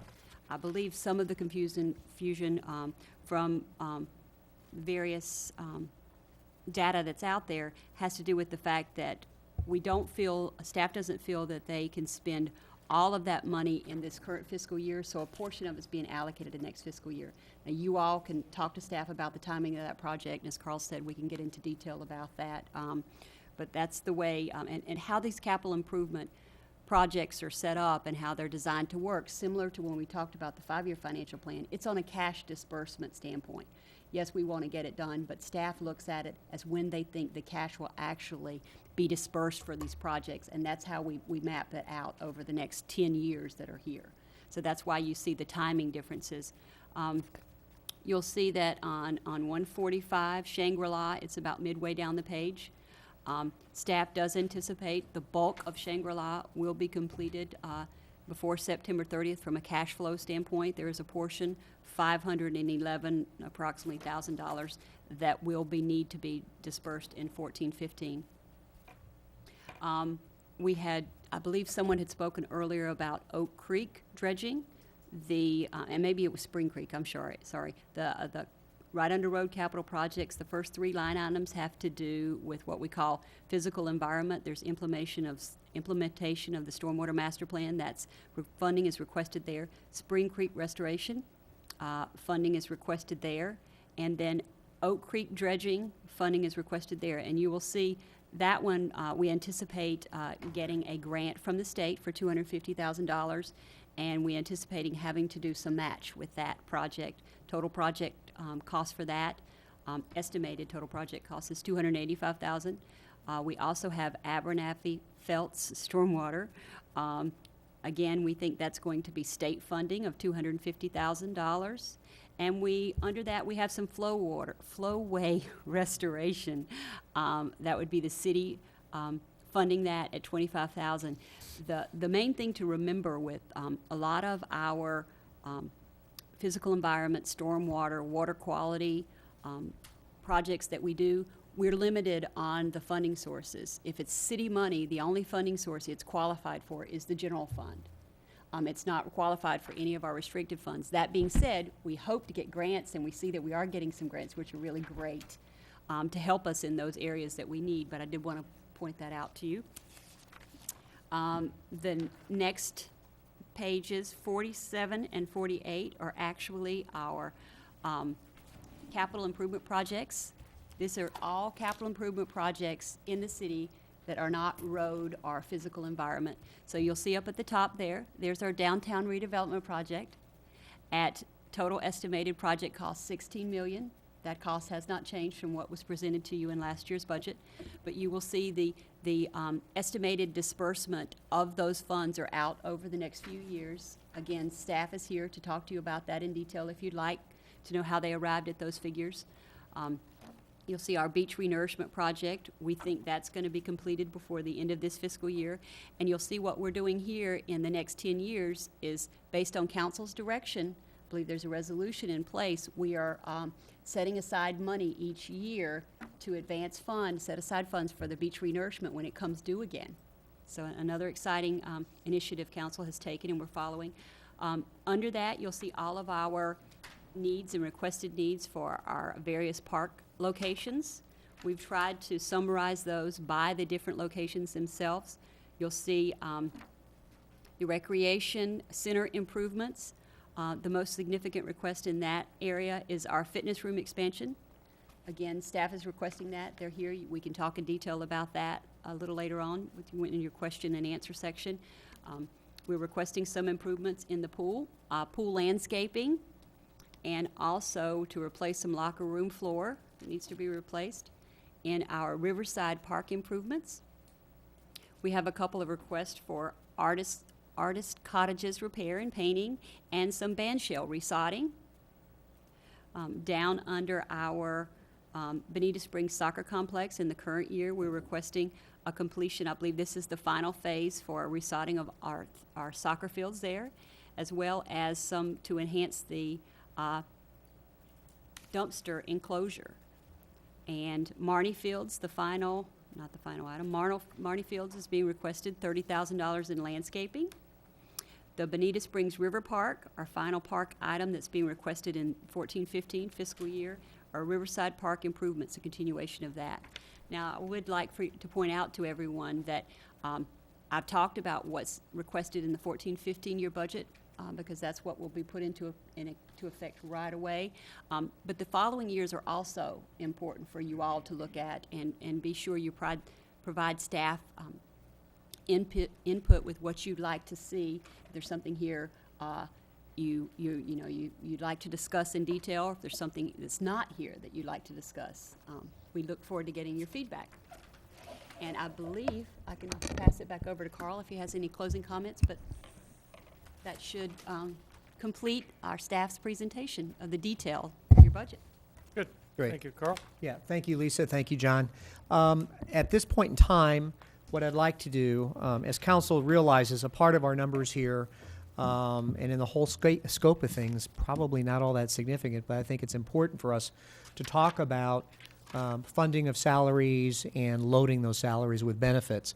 And every year we talk about this a little bit because it's part of a plan that council authorized a couple of years ago, and we've now put into place, and that's pay for performance for our employees. And what I'd like to do right now is have Meg Weiss, our HR director, come up and talk to you a little bit about that and introduce Katie. Meg? I'm going to actually start with introducing Katie Miller-Bush. She's with a HR compensations consultant. She did our original pay plan creation in, the project was 2011, implemented in 2012. We've had her redo a pay study this year to kind of see if we're staying with the market. We've seen some changes, and we just wanted to confirm we'd rather do it now than and be proactive about it than wait until we start losing some employees due to salaries. So I'm going to let her do her presentation first and answer any questions regarding that, and then I'll follow up with any questions. Thank you, Meg. Good day. I'm Katie Bush. How are y'all today? Hello. Good. I see some familiar faces. I see some new faces.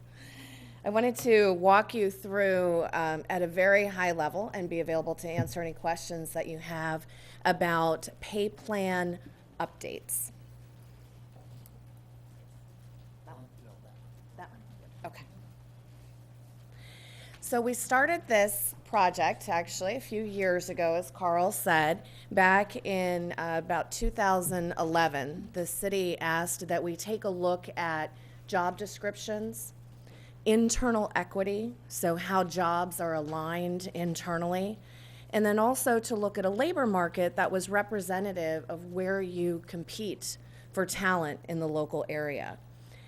The pay plan itself over time should continue to be internally equitable, so jobs should be aligned relative to one another. It should be externally competitive, so that the pay ranges allow you to attract those folks that are going to be able to do what you need them to do, especially in a government-light situation. Obviously has to be aligned with your mission, vision, and values, and has to be fiscally responsible. Yes, that one was for you. So we started this project back in 2011. It was actually officially implemented in 2012. And so that's when we put in a new pay plan. In addition to that, as Carl said, we've also looked at your performance evaluation system and how you evaluate city employee performance, and ensured that the process that you had in place allowed for really identifying those true performers and to be able to allocate funds appropriately based on performance.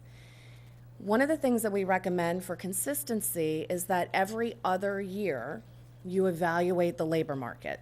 And so we've been directed this year to evaluate the labor market to find out what sort of shifts have happened in the labor market, and then to make a recommendation as to how your pay plan should be modified So these are your pay ranges, how they should be modified to maintain that internal equity, external competitiveness, and to still be fiscally responsible. So standard practice is what we followed.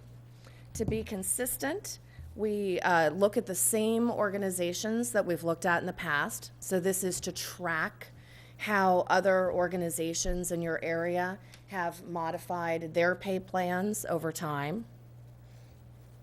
We also look at the same jobs, the same benchmark positions, again, to keep track of the pace of changes in the labor market, which may be different depending on different jobs. Some jobs move faster than others due to the number of people in the jobs, the number of folks who have retired over time or have moved out of the area. And so there have been shifts in what the actual pay is for positions over time. So to ensure consistency, we want to make sure that we look at the same types of organizations and the same type of positions that we have in the past. Including the private sector, yes. We always look at a private sector data point to get just a picture of what's being paid for positions where you have staff that may actually be able to, their skills are transferable to the private sector. So what we find is that shifts in the benchmark values, so the shifts in the different pay for jobs, they actually differ. So you might hear a number out there, often this is quoted in the newspaper, about how pay ranges or pay has shifted an average of 3%. Well, some jobs shift slower and some jobs shift faster.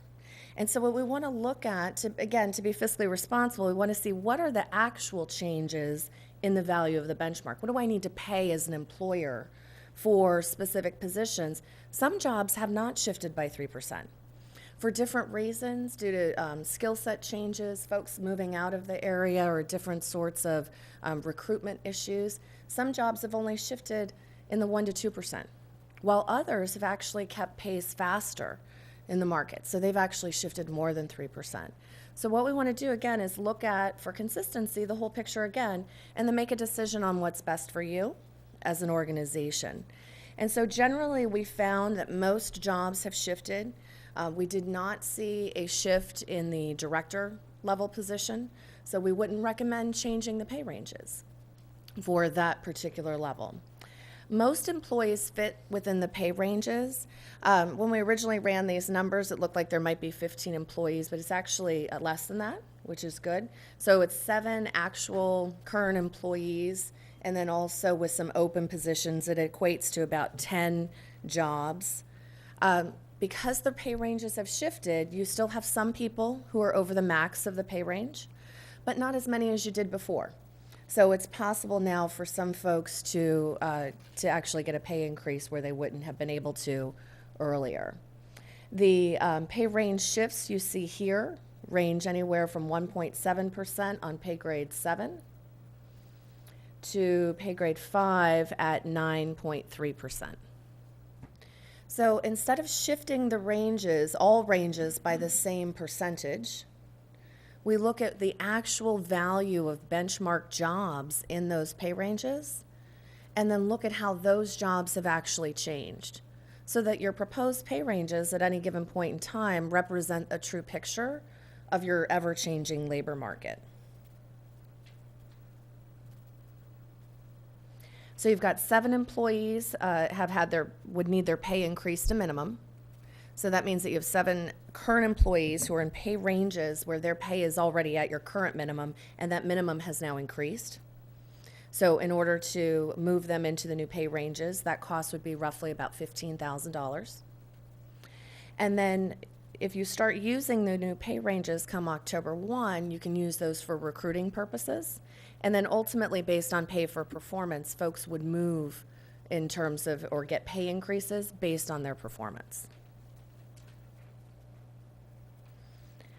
So I just gave you Comp 101 at a really high level quickly.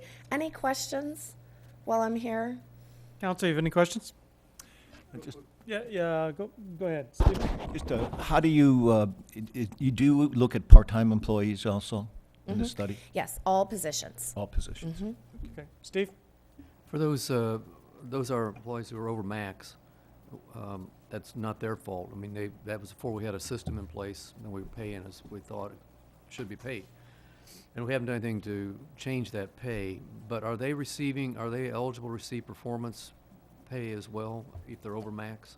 Yes, for the employees on the pay for performance plan, for the employees who receive a percentage based on their performance score, they get it in a one-time payment instead of added to their salary. Okay. Is that based on midpoint or their salary? Their current salary, so if Okay. they earn 4%, they get 4% of their current salary just in a one-time payment. That's fine. Any other questions? Thank you very much. Katie, thank you. You're Appreciate very that. welcome. Good to Okay. see you all. I think right now, we are ready to turn it back to council. I think staff said all it has to Yep, say well this done. morning right now, so back to you, sir. All right, don't go anywhere. Okay, council, let's see, let's start, Bill, let's start with you. Do you have any particular questions for council or comments at this time? Oh, I'm sorry, yes. No, just real quickly, there was a number of council Thank you, member John. items for discussion. Did you want to hit those first, or? At the end of the book here? Yeah. Sure, council, if you'd like to do that, that would be fine. I didn't want to interrupt you, but No, that's all right. If you guys want to do that, that's good. All right, council member items for discussion. It's in the back of the book there. Number 1 was historic preservation grant. It says reestablish program for 80,000. At this time, it isn't reestablished. Is that right in the budget?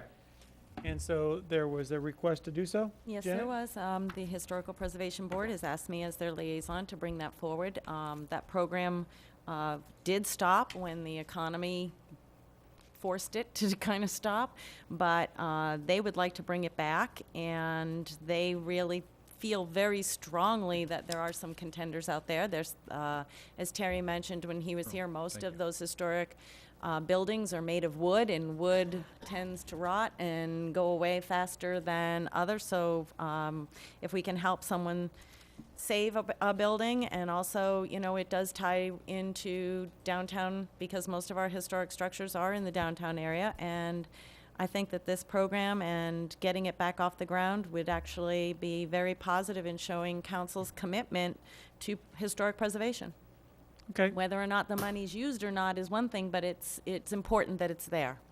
And so it would be, this would be to reestablish that existing program, which would be a Yes. grant program. Yes, Okay, potentially a grant program. correct.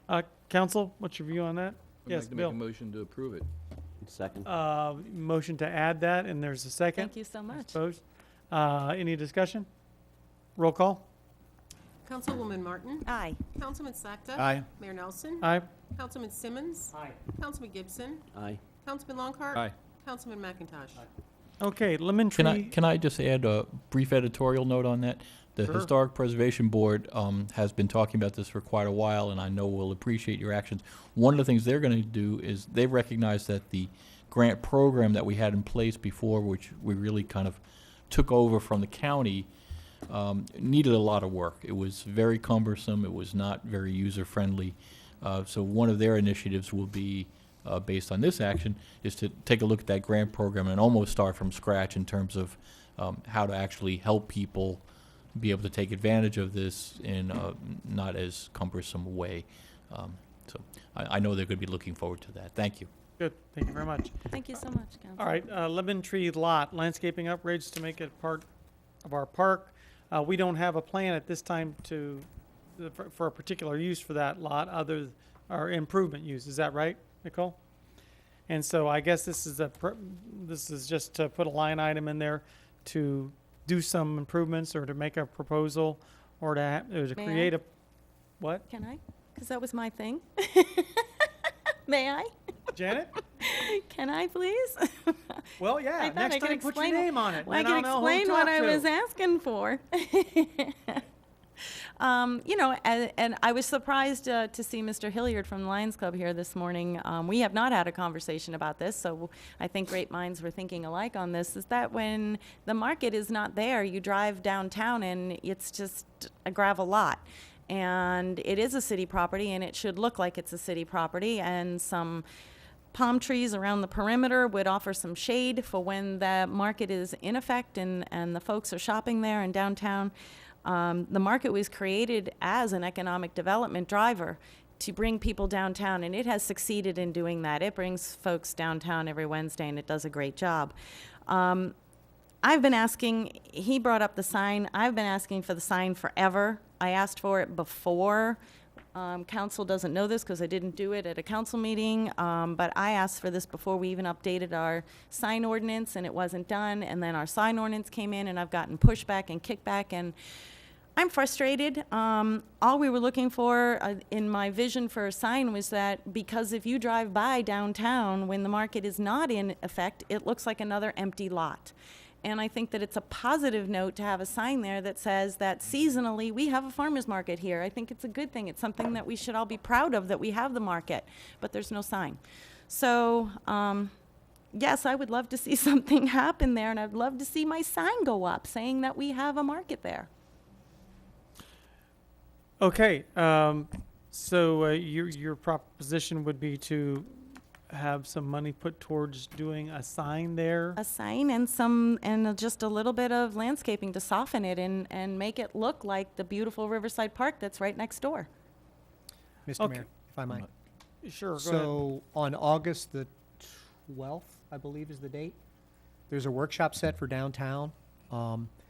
It's a lot of different components for the entire picture. A sign is not an issue in terms of funding a sign, but there's going to be some things discussed on the 12th as to whether or not that particular use should be continued in that location or moved. And we're happy to receive council's direction today. However, there will be further discussion on the 12th that would be pertinent to this issue, just to let you know. Yeah, and my only comment is that I think that, you know, the larger picture there, yes, it is used for that particular thing, but there are a lot of parts of the park that are used for specific uses now and again, whether it's Wednesdays or whatever. But I think that the larger problem at the park there is that we're kind of running out of room. I mean, whether it's the fireworks that we just had, or whether it's Celebrate Bonita or whatever it is, I think that we need to incorporate that lot as part of a larger plan that would include having something like that. So, I mean, I would certainly be supportive of when we went through that downtown Old 41 redevelopment program is to look at that as being all part of one park.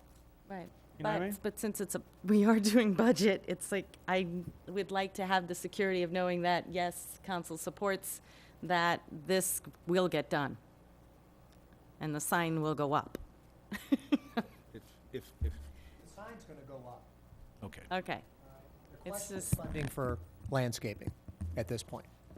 so I would like to have that comfort level of knowing that we all agree on that and that it is important. I'll make a and- motion. I'll second.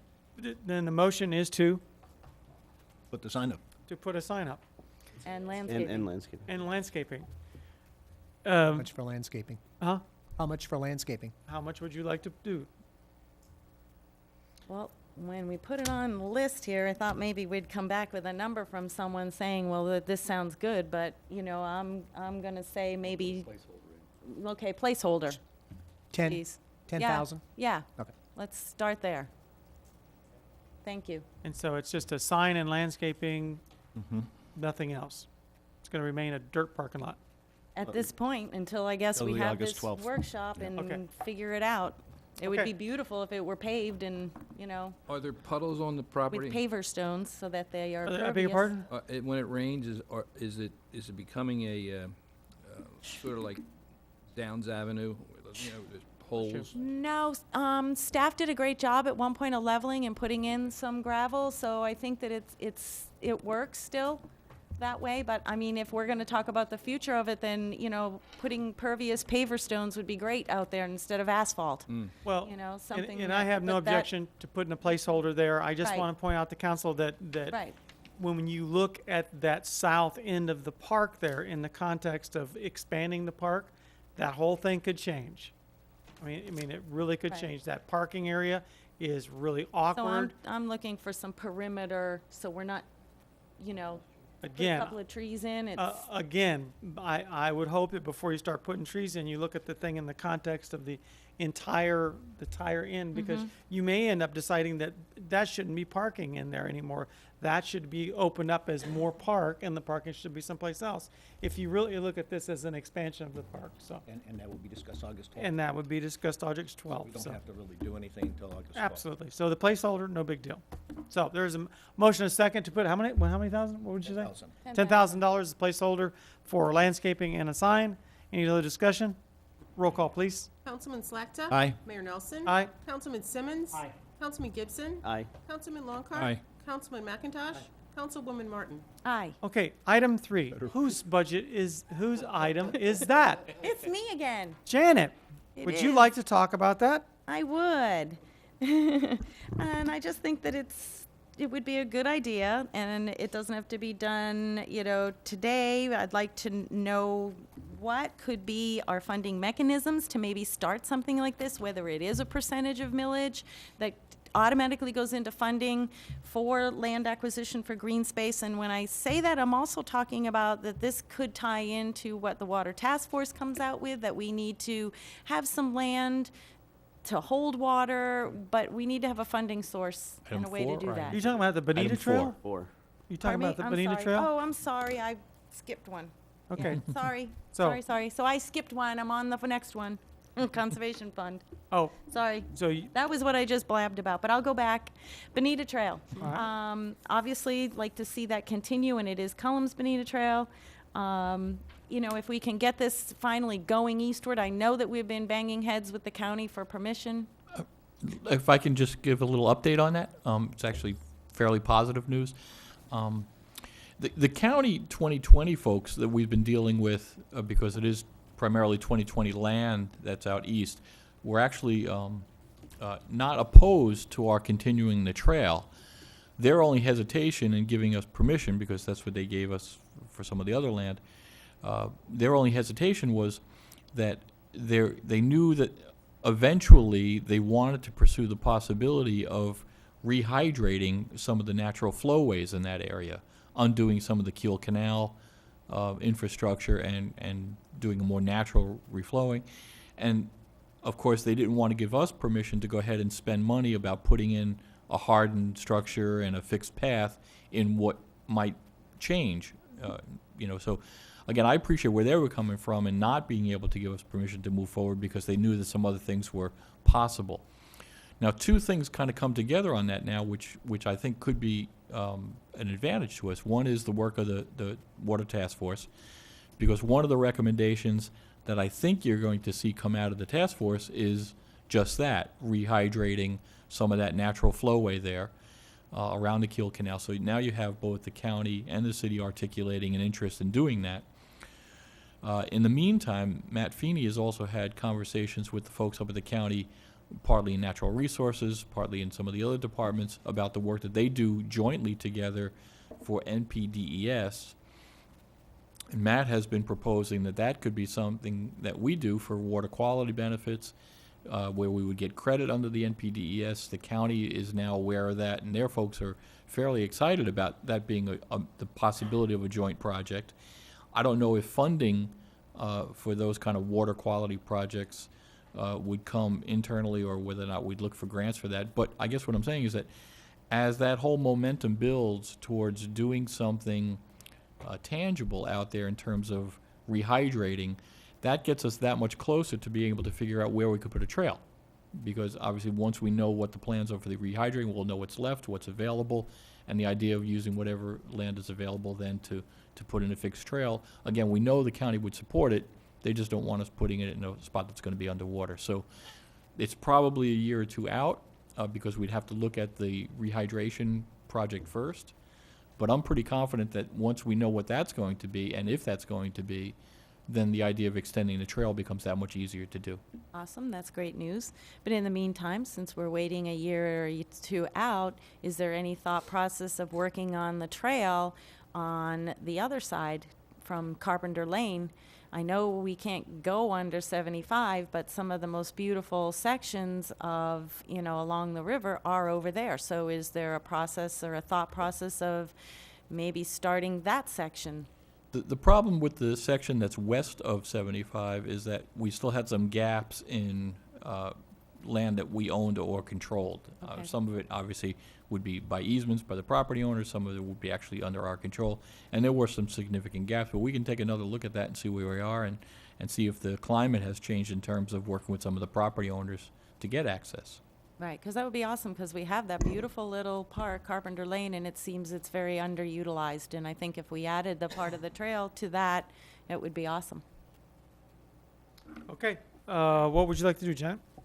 Well, it looks like it's in staff's hands to see what the feasibility would be as to continuing that in both directions. Okay, so as it applies to the budget, you don't want to add anything to that? I don't think at this time it becomes a money thing, but Okay. I think if staff comes back with something throughout the year, I think that, then council can address it. Is Right. that fair? When we have a better picture of that, we'd that absolutely fair? bring it back. Okay. Absolutely. Okay, item 4, conservation Okay, and you fund already for heard land my pitch basically on that. I just would, acquisition. like to see something done in that way. So you would like to request that city staff to research the creation of a conservation fund similar to a dedicated fund. Right. Correct. And, so in other words, you're not asking for any money this time. You're asking that the city. We find a way to create something like that. Yeah, okay. Council, what's your thoughts on that? Are you interested in the city creating, if they could, are you interested in the city creating a budget line item, a actual, we'll say, what would you call it? Program. Special tax. Program, whatever. Program. Special tax that is identified, whether it's a citywide MSTU or whatever it is, to raise money for conservation lands. Are you interested in doing that before we send staff to do that? No, I think it's a good idea to invest in conservation lands. All right, and so to take part of that to do that part of it. Any other comments? Do you want to have staff do that? Yeah, I think we might as well have staff look at it. I guess I'm concerned about city-owning land, but, I mean, I never thought of us being landowners, but if, it's probably getting to the point where we need to preserve green space. We ought to have that on top of our minds, so I'd second the motion just to have the staff take a look at it.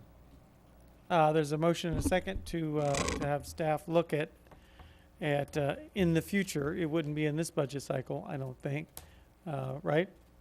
You just want to have them take a look at that for the future, to look at dedicating a funding source for the acquisition of conservation lands within the city of Bonita.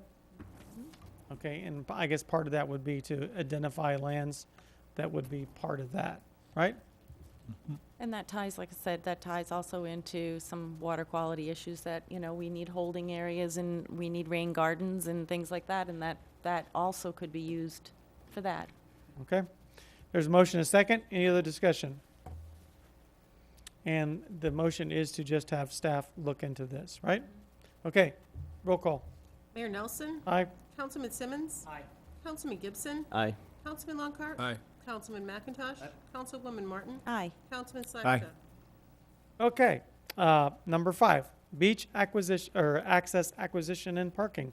Funding requested with no amount specified by What? you.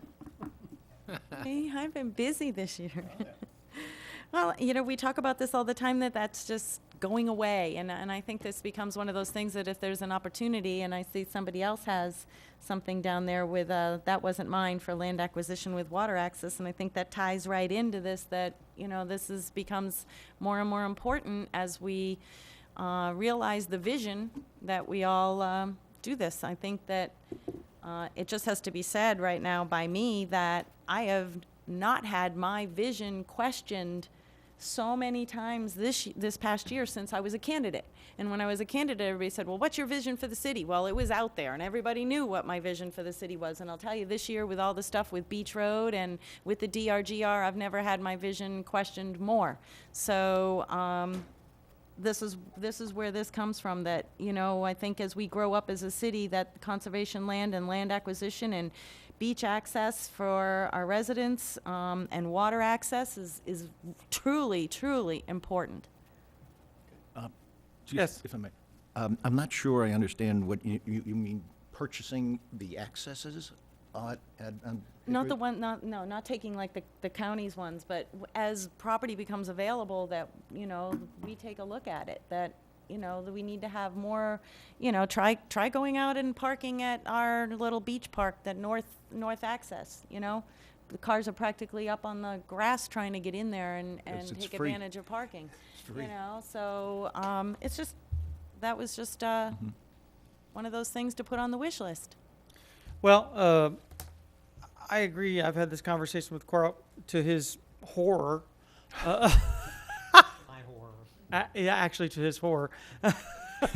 Seriously, you want to talk about this? And it is something. And I know the people that live out on Hickory Boulevard are like, no. But you know what? I think that allowing, I think we're going to get to be a bigger city, regardless of what anybody thinks. We're going to be a bigger city. People around us are going to be here. There's only one part of the beach. This is the first time my wife and I go down to the beach right now in the middle of summer. It used to be you could go down there by docks and be down there and watch the sunset, and there'd be 5 people down there with you. Well, guess what? Not It was anymore. packed Yep. in the summertime right now. Yep. So I think that if we don't, speaking of lack of vision, if we don't, at least be ready to where if there's a piece of property adjacent to another access that becomes available, I think it's incumbent upon us to create a little more parking. This will be incredibly unpopular down there on the beach. It will, but I think it's the beach. It's the only beach that we've got. I would think that along with this, I think if you lump those 5 and 6 together, I would think that I think you can put those both together because I think that even if you include Lover's Key and investigate access along there may be other ways that we can do this besides on Hickory Boulevard proper. So, Sure. but I think that it's something that we definitely need to be working. Whose item towards. was number 6? I don't know, but I think they both. Oh, okay. I think they both go together. I've Just making talked. sure that whoever brought it forward is comfortable Yeah, with, I okay, don't we're want to saying- step on anybody's toes Yeah. there, but yes. I know this is a premature question, but should we acquire some property there? We talking about having meters, having it, or is it free parking? Oh, I have no idea. I think Not that but I far. think that will be part of it. Will be, and I think that the community down there needs to be part of this process. Of talking about how do we create more access, how do we do that, and I think that, we've got shareholders and partners in this, but you can't tell the 40,000 people who don't live on the beach that, there's going to be 500 people maximum capacity on the beach or whatever that number is.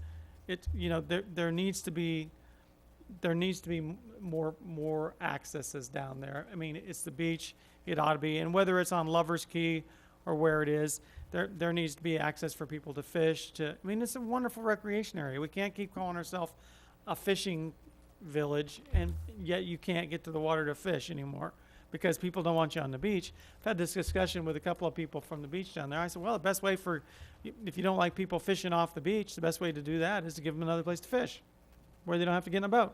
Why don't we create a place for them to get, so I think this all kind of ties together. And Ben, may I say something? yes, Didn't we talk about at one time talking to the county about acquiring the beach the big beach right up the end of Hickory Boulevard starts? Yeah, right. As opposed to being the county own it, why can't we own it?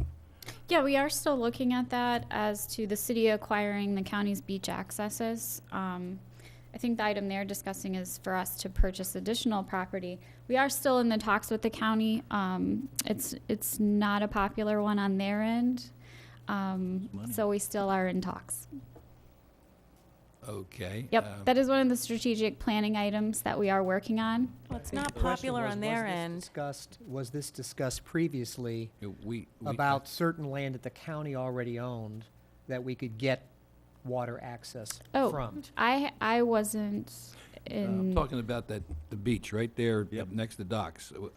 That's a wonderful situation because it's something the county has the responsibility for, and their cost to run that is minimal because the fees, tolls Yeah, he's cover talking the about the expenses, accesses. and it's right in our town as opposed to having the county run it. That's just I think it would be wonderful if, even if there was a price that was, well, Yeah, and that's what, Nicole, We're you've working been, on that. you've been Yeah, working towards we're that. working yeah. we're working towards that now. But I think this item is Yeah, it's a how do we separate expand item. the access, yeah. but that's So- the key. So, council, are you willing to put some money towards this in general? Is it okay to lump those two together? I mean, talking about Yeah. beach, water access? And to, put, for right now, put in something in there? Well, we got 100,000 in requested, so we can use that. But no funds are budgeted right now, Let's so. go Right. for it. Do you want to go ahead and put $100,000 in there for those two? And you know what, we It's a placeholder only. it's a placeholder 100,000 only. won't It's a get us very placeholder far. only because Right. I think that the methodology that we use in trying to determine what the community needs and where these facilities should be and can be is the important part. That's going to be the hard part, so. Yep. Okay? Got Council, is there a motion? So move. Motion, is there a second? Second. Motion is second, any discussion? Roll call, please. Councilman Simmons? Aye. Councilman Gibson? Aye. Councilman Longcor? Aye. Councilman McIntosh? Councilwoman Martin? Aye. Councilman Slackton? Aye. Mayor Nelson? Aye. Okay, item 7, downtown revitalization. Whose is that? Me. Okay. You know, when we were asked to come up with a list of the things that we wanted to make sure were on the budget, well, you know, that one just goes without saying, you know, and I think we're all committed to that and we're all working towards that end. I have to toss in that there's been something we talked about, the CBGB funds, and you know, I've asked for this before, and we hope that, I keep hoping each year we'll find a way to make it happen, but there really needs to be a crosswalk on Old 41 by Bonita Drive. You know, I'm on that road probably just as much as anybody else, but to watch the moms and the babies trying to cross to go to the Literacy Council or back and forth, and now that the Cafe of Life is located in that area, that is just a horrible part of the roadway to try to cross. You know, people use that center turn lane like it's an extra lane to go zippity-doo-dah down there in any direction, and I just wish we could come up with some type of traffic calming or a safe way for people to cross there. And I think that does fall under downtown revitalization at this point. So for number 7, this was just basically. It was a coverall that, yes, this was going to happen, but as we got into this and I had given the staff my wish list, that was in the back of my mind the whole time that this needed to be talked about again. And would you like to broaden that out? And would you like to broaden it out to for staff to investigate where additional crosswalks may be needed? Yes, please. Yes, please. I'll make that motion, please. Okay. And that's more or less to be added. You want to be that? Where's the best place to put that? Just to be added to the. I think, if I understand the general location, we could probably add that to the potential list of CDBG projects, because crosswalks are part of public infrastructure, and if it's in the pre-designated geographic area, we could probably fit it into that grant program funding. We keep getting a continual request from Bonita Springs Elementary too, there by the Shangri-La, for a crosswalk there as well, because that's where the crosswalk is supposedly for the kids that come across from the neighborhoods across the street. Those two projects then need to seriously move forward. Understand, though, that a lot of those things probably need to be timed correctly along with the downtown project. I mean, we wouldn't want to put in hardened infrastructure, pedestrian crosswalk with the lighting and everything, and then rip it out if, you know, within a short period of time, if we're going to be doing something significantly different under the downtown project. So it may just be a matter of timing and when those improvements go in. Right. Yeah, and I think that's part of that determination will be like, well, is this going to be affected by any of the stuff we're going to do? No. Exactly. Okay, we can go ahead and carry on with it. Right. Well, Is Bonita this going to Drive be most affected likely by won't some of be. that expensive? Yes, Right. then we'll just need to incorporate that within the design then, so. So I don't think that there's even a placeholder for money-wise just needed for that. I think you just need to put that in with the project list. Get it done. Okay, we are on to the dog park. The dog park is so awesome. Of course, it's mine. I can't tell you, out walking every day, running into people, they're just so excited to see that, there's trucks and it's moving and it's going forward. And, I think that there's a vision for a phase 2 to have a community tot lot, a small playground for the folks that live in that area. God knows we have enough property there to do that. And I think that with funding, that the fitness walk for the owners to go through that whole back of that property was going to be phase 2, and I think that for the neighbors' sake, I'd love to see that get approved and tied into the project so that, we're not bringing back construction vehicles. They're in there now. Let's get this all accomplished and done, and then we can tie a big ribbon on that park, and that whole community, and I think the whole community of Bonita Springs is going to be thrilled to have the amenity of the dog park in there. Nicole, this Yes. is a little late in the game, maybe a little bit? Yeah, we can tie it to existing construction because those agreements and everything are approved. We're actually doing. I meant time-wise, like we're getting, it's going to be done, so this next phase would be in the next year's budget, but it would be nice to have it ready and earmarked to go. Yep, I did get cost estimates on a tot lot of roughly $25,000 to complete the asphalt path around the medium dog and large dog connecting all the way to Bonita Drive is about $30,000. Pending no gopher tortoises are in the areas of those locations, because then I would have to do a move again. But the dog park, we would have to do it after the dog park is completed. Okay, and that scheduled completion is just a shot in the dark. Go ahead. No big Fall. deal. Fall? Yes. I'm going with fall. Okay, you guys sound like... We are doing the demo is actually going to be completed this week. All the asphalt pass, the concrete. If you go there now, it's cleared. It's not big overgrown like it was before.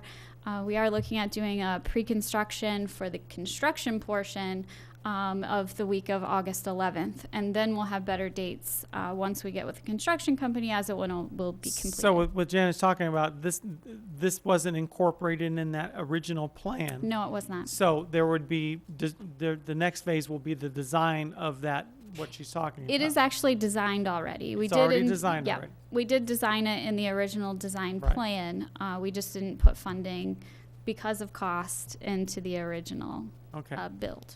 So, do you have any idea what that cost might be to? Just 50.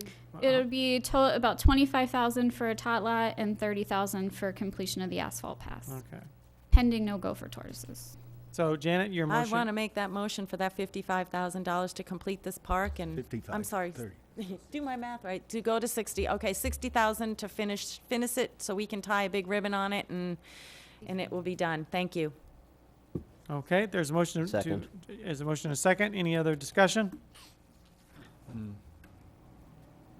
at my adding machine's burning up here. Roll call.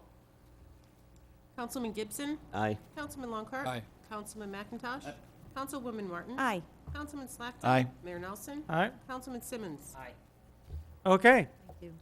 Then we have natural gas-powered vehicles. I don't want to take Janet's stage, but Believe me, she's. you want to take this one too? No, I Okay. don't. Thank you. It's mine. Nicole and I have been talking about the potential of creating natural gas-powered vehicles. Other organizations in town have done it. Bonita Springs Utilities has done it pretty successfully. I'll let Nicole tell me why I'm not going to get to do that, but I didn't say you couldn't do it. Oh. There is just a cost to doing it. I have been in discussion with BSU, specifically Keith Hellsberg, who does the procurement at BSU for their natural gas vehicles. What we were requesting in this budget year is an F-150 for the parks, because we did last year hire an additional park staff person, but we didn't give him a vehicle. So it's been a little difficult with that. We cannot do it on an F-150. That's just per the EPA requirement. You have to have licensing to do it. We retrofit the vehicles. There currently isn't a vehicle that's already natural gas. Ford does have a kit that you can purchase to do the retrofit. The retrofit is $10,000 roughly.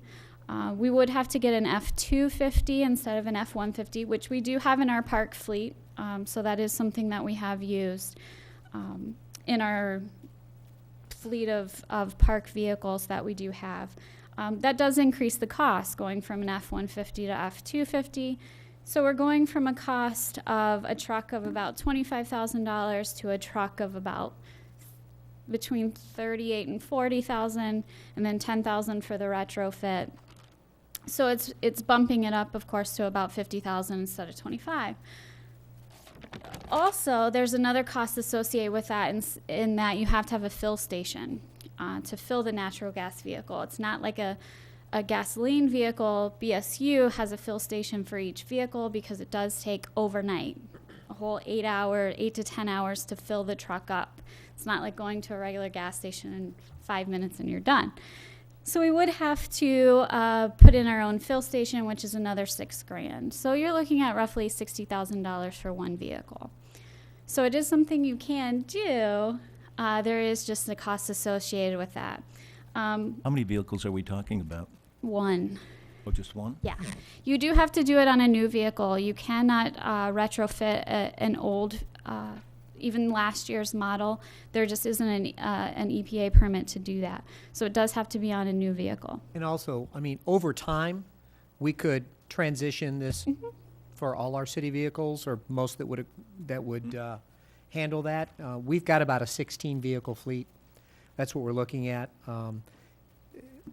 BSU's indicated to us that they've been on this program now for about a year and a half, and they're going to be doing a reevaluation of the program, basically an assessment of how well it's performing later this fall, and they'll have more information, which means we'll have more information as well. And another thing I just wanted to throw out there, Ford is coming up with its own natural gas vehicle next year. So maybe this is something we could wait to see what they come out with, and then you don't have to pay for the retrofit. You don't have to do all of those things because they'll have a vehicle that already does it. One of the things, Mr. Mayor, Council, one of the things that Nicole pointed out in her research was that the Parks Department does a lot of hauling, and it's not a really good engine on a natural gas system to do hauling. But we have code enforcement, we have community development with vehicles that ultimately I'd like for the city staff to be at least thinking about transitioning to alternative fuels as we start to put new vehicles in the fleet. So that's, as much as anything, I'd just like to get us started thinking about it, just like Councilman Martin talked about, thinking about lands and so. I would love to put Chris in an electric smart car. Like a clown car, wouldn't it? I love that. No, you can only get one in there. Nicole, by any chance, do you know, like, what is the cost of filling up a vehicle? I do. It's different based on the tank that you have.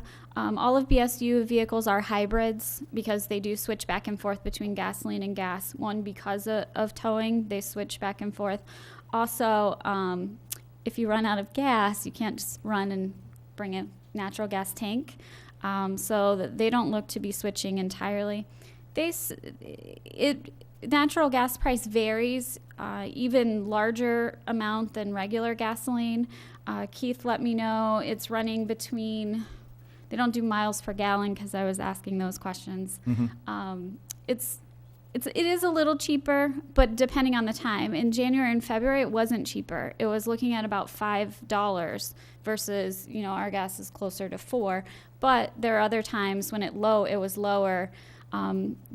Through their year of research, they've worked out that they saved about $2,000 a vehicle in natural gas. But it's not about today's cost. No. It's about carbon fuels. Yes. It's about the access of natural gas in the United States, and it's about the environment that we're protecting for our children. So ultimately, we've got to figure out ways to do it. And from a longer-term perspective, all the research says that gas taxes are going to disappear. You're not going to get gasoline taxes in the future because we're going to alternative fuels. And 20 years from now, when the people sit at this dais and try to figure out how they're going to balance a budget, it's going to have to be on some format other than gasoline tax. So if it's vehicle miles traveled or whatever that format is, we need to start thinking now so that in the future we have a way to balance the budget and be able to get people around in an environmentally correct manner. So that's my lecture for the day. Nicole, thank you very much. You're welcome. Okay, Steve, did you want to wait until we find out from BSU Yeah, I what their think study says? it's a long-term sort of a look at this thing. It's not anything immediate. I thought we might get one pilot out of this, maybe when we see community development or code enforcement at some point. We'll take a look at it. Okay, Thank good. you, though. Thank you. Number 10, electronic notification of vendor proposals. I think that's me. That you? Go ahead.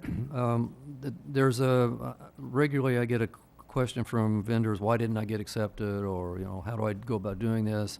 And all I've asked is for staff to take a look at to make certain that our vendors have a standard that they understand, recognizes, applies to everyone. There's an easy way to get to it, and that we provide transparency and equity for contractors. That's all I've asked.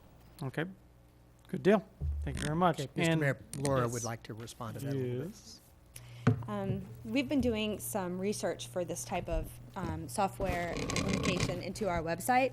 It's a multi-departmental project, and it's going to take some intricate programming to put into our WordPress site.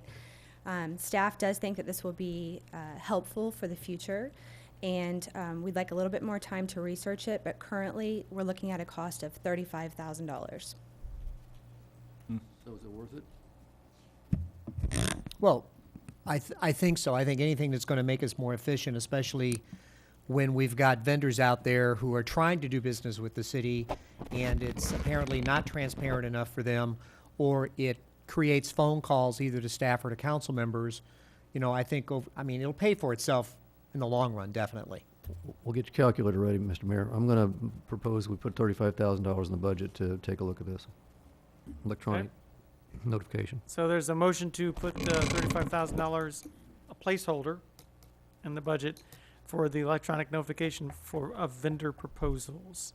And there's a second. Is that all that it will do? This isn't something that you can use for other functions to notify other, it's just going to have, the database is going to have vendors. Can you pull a segment of it for citizens or for, whatever? There will be multiple uses for the software. We're exploring that now. It will be a third-party SharePoint software that I think our IT department has already looked into that will be usable for both internal and external communication tools. Okay, good. That's what I want to know. Okay, so there's a motion and a second. Any other discussion? Roll call, please. Councilman Longcart? Aye. Councilman McIntosh? Aye. Councilwoman Martin? Aye. Councilman Slechta? Aye. Mayor Nelson? Aye. Councilman Simmons? Aye. Councilman Gibson? Aye. Okay, and here we are to this part. Maybe we should, I'm going to check with everybody before we do number 11. Okay. We're going to go ahead and check and be sure, see if you guys want to spend some more money on something else.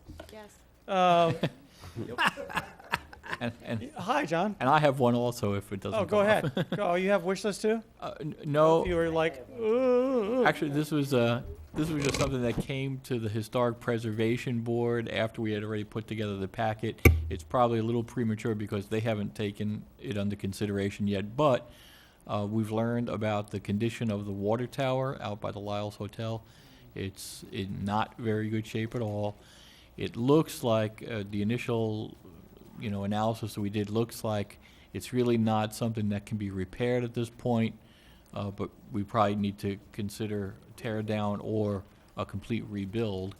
But again, it's all very, these are very initial reviews we've done. We're bringing this to the Historic Preservation Board to get their input at their next meeting, and I expect that we'll be hearing something back from them shortly. So again, it might be a little premature, but I wanted to throw it out there as something the council should probably be aware of as an expenditure that might be on the horizon. Okay. All right. At this time, let's go ahead and take a 10-minute break, if you don't mind. Please be back in your seats at 10:40. Would that be all right?